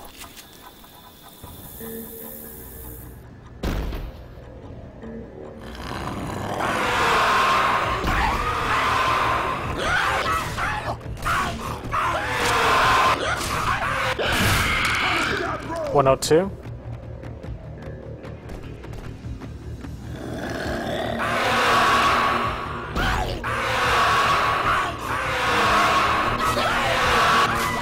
I guess that was not a good idea. Kept hitting my head on something.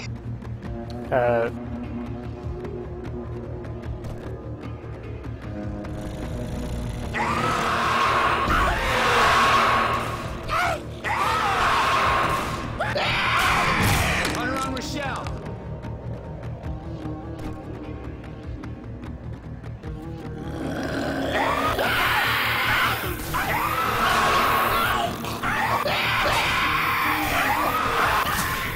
Got me to 83 on the first shot.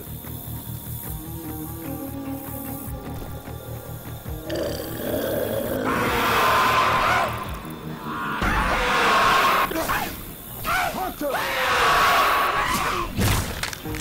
179.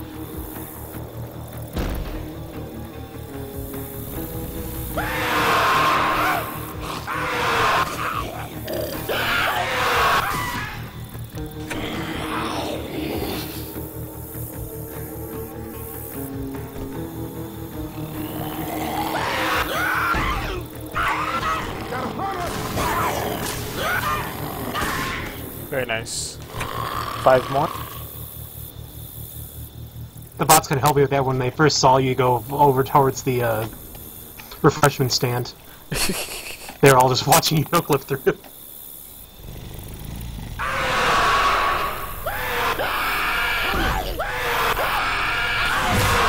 Hunter's got Rochelle.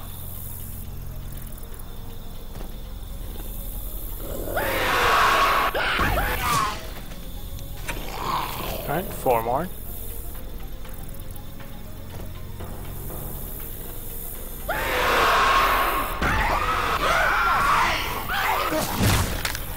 $155.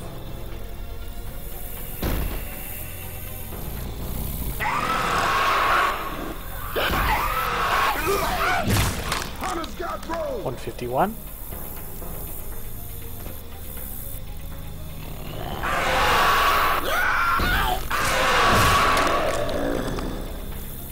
Looking Silent Hunters popping up here now.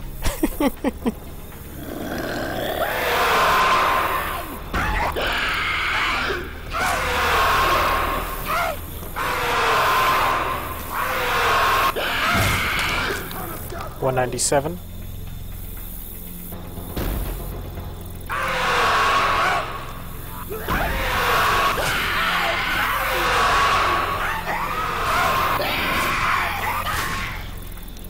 Alright, 3 more.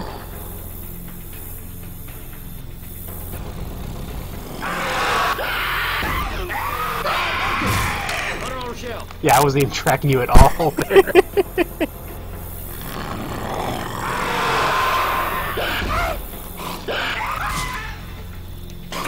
2 more.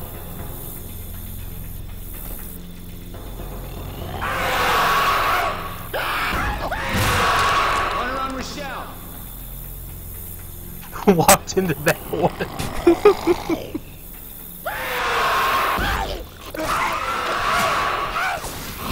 Hunter on Rochelle. 175.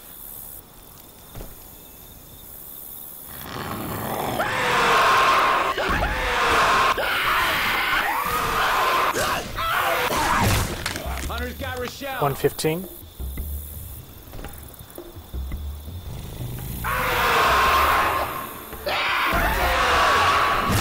Hunter on Rochelle.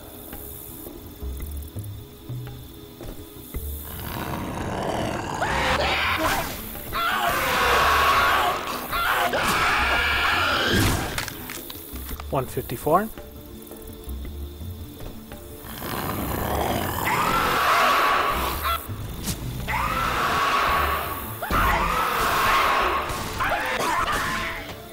One more.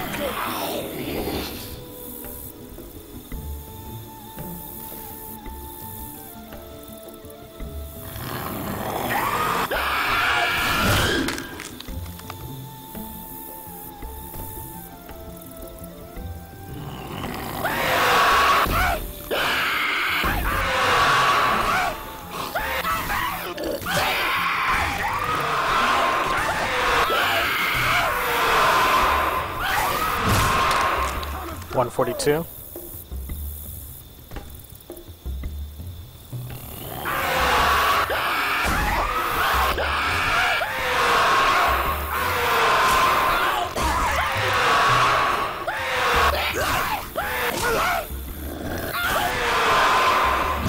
Hunter's got roll. 99. Oh yeah, double digits.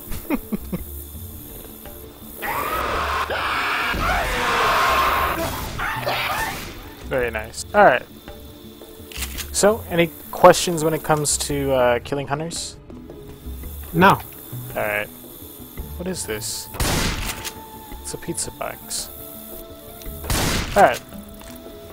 So, the last part here is leveling chargers. Hey, ammo Now, here. I can't really demonstrate for you here. I can only give you information, you know, best I can give, because local servers aren't a good, they just aren't Ammo good here. for leveling chargers. For starters, over here. is there are 2 types of leveling. There is the headshot level, Hey, where ammo here. you headshot the special infected and you deal extra damage. Now, the headshot level, have you seen some of the images on my thread? Yeah, I've seen them before. Alright, so you know how the rays of the melee weapons come out, right? Yeah. Basically, the first ray that comes in contact with the special infected, or in this instance, Ammo the here. charger, has to be the one that touches its head. So, let's say, for example, here, let me spot up a charger really quick. So, right here, if I use, if I hit it here, you know, I could aim at the head, but since the first thing that comes in contact with them is the one that hits his arm or shoulder, that means I'm only dealing arm or shoulder damage. But if I time, or I move a bit more to the left right here, just for this melee weapon, let's see if I can do it. I could hit him in the head, and he dies in one shot. So do you kind of get what I'm saying there? Yeah. Alright. So yeah, headshot leveling is actually, I want to say it's pretty random. You can't really train for it.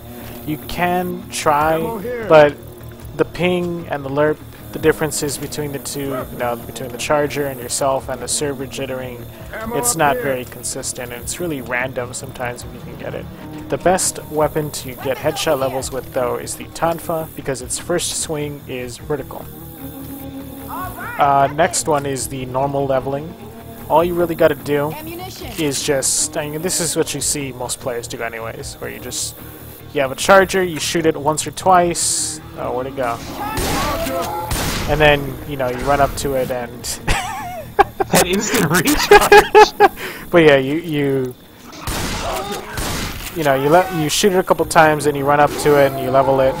Pretty simple, you know? Yeah. One thing to note, though, is if you're dealing with the bot charger, for the love of God, don't play chicken. The bot chargers literally cheat. They take 40% less damage than they take 40% less damage while charging. So it's really hard to level them.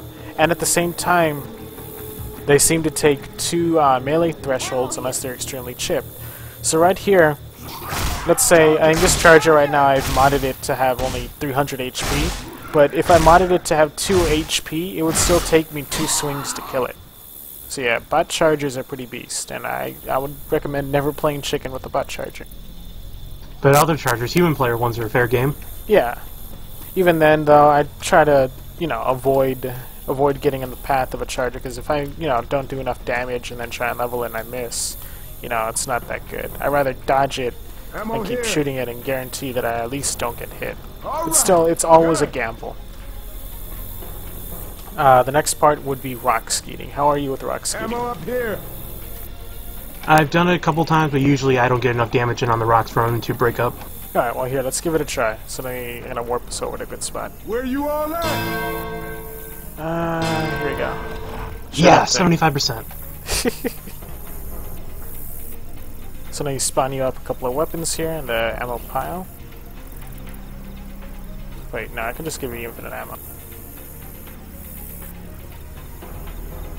I thought the infinite ammo made the shooting times quicker. No, it does not. But with the shotgun, you can actually shoot quicker if you mouse 1 than mouse 2. So shooting and then shoving actually makes you shoot quicker. But it's a trade-off, though. Are you going to risk shooting faster for not having, you know, your M2 to defend yourself with? Alright, so let me spawn you up a couple weapons.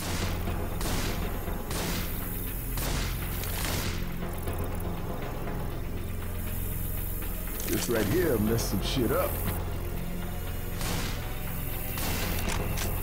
Weapons here!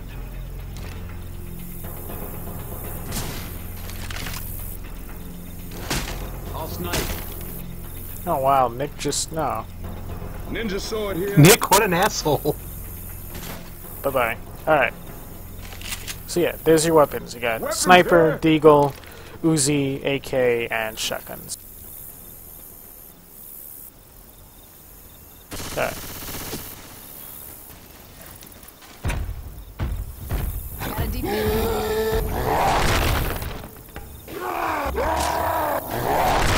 Now ideally, you want to be shooting ahead of the rock. Something about it, I don't know why, but if I shoot at the rock, shoot it perfectly, it does not break. But if I shoot slightly ahead of the rock, ahead of its mass, I usually get it. Well, if it's coming straight at you, though, that's different.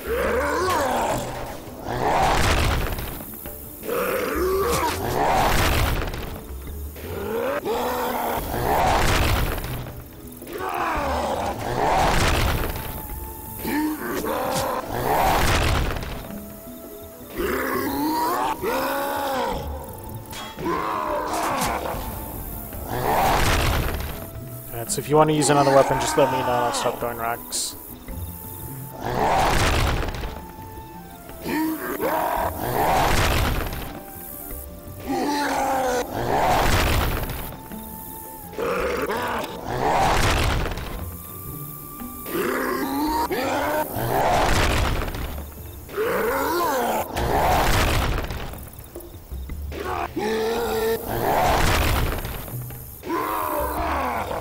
I feel like every rock is a surprise with the dust cloud it leaves behind.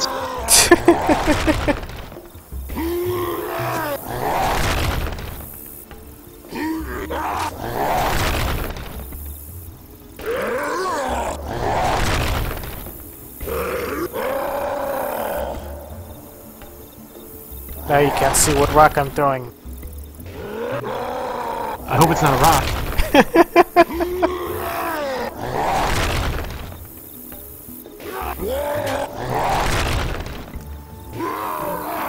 Alright, so I'm going to drop down here.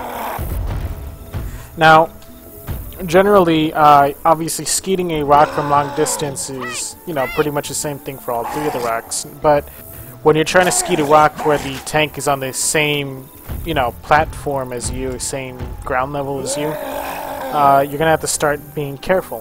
When I see a tank pick up a one-handed rock, in all honesty, most of the time if I see him pick up a one-handed rock, I'll run for the fucking hills and get behind something, or I make sure I get a huge distance between me and the tank.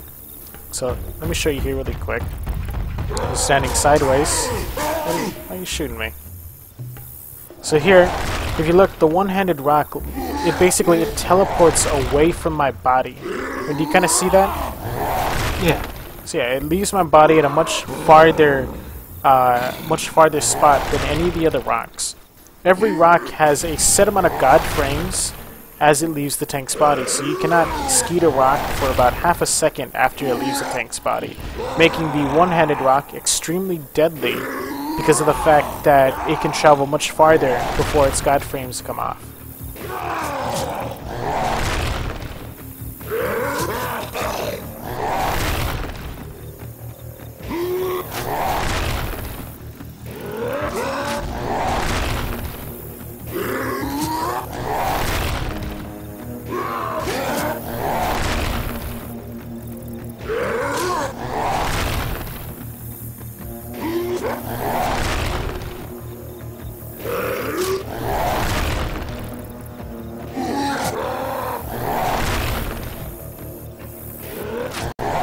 Let's do one more. Alright. So, any questions for rock skating? Nah. So, that pretty much covers everything in the one-on-one lessons here. We skipped lerp because I'm assuming you know how to change lerp, correct? Yeah, I mean, I understand lerp and all that, but it's like, how much of a difference does it dramatically make? It, switching from 100 to 0 is a huge change, in my opinion. From 100 to 50 is also a huge change. But anything between a change of like 30, anything below 30 isn't going to drastically change gameplay. But again, it's usually a good idea to have your lerp as low as possible. Alright, so any questions before we end this session? No, everything's really good. I feel a lot more solid. Alright, so obviously this is going to be on my Twitch TV, and if you ever feel like you want to re-look at something, you can just go look at the VOD. If you need to, you can send me a message. I usually keep people friended for a while. Alright. Alright, so I hope you found most of the stuff useful and you put it into your, everyday gaming. No, absolutely.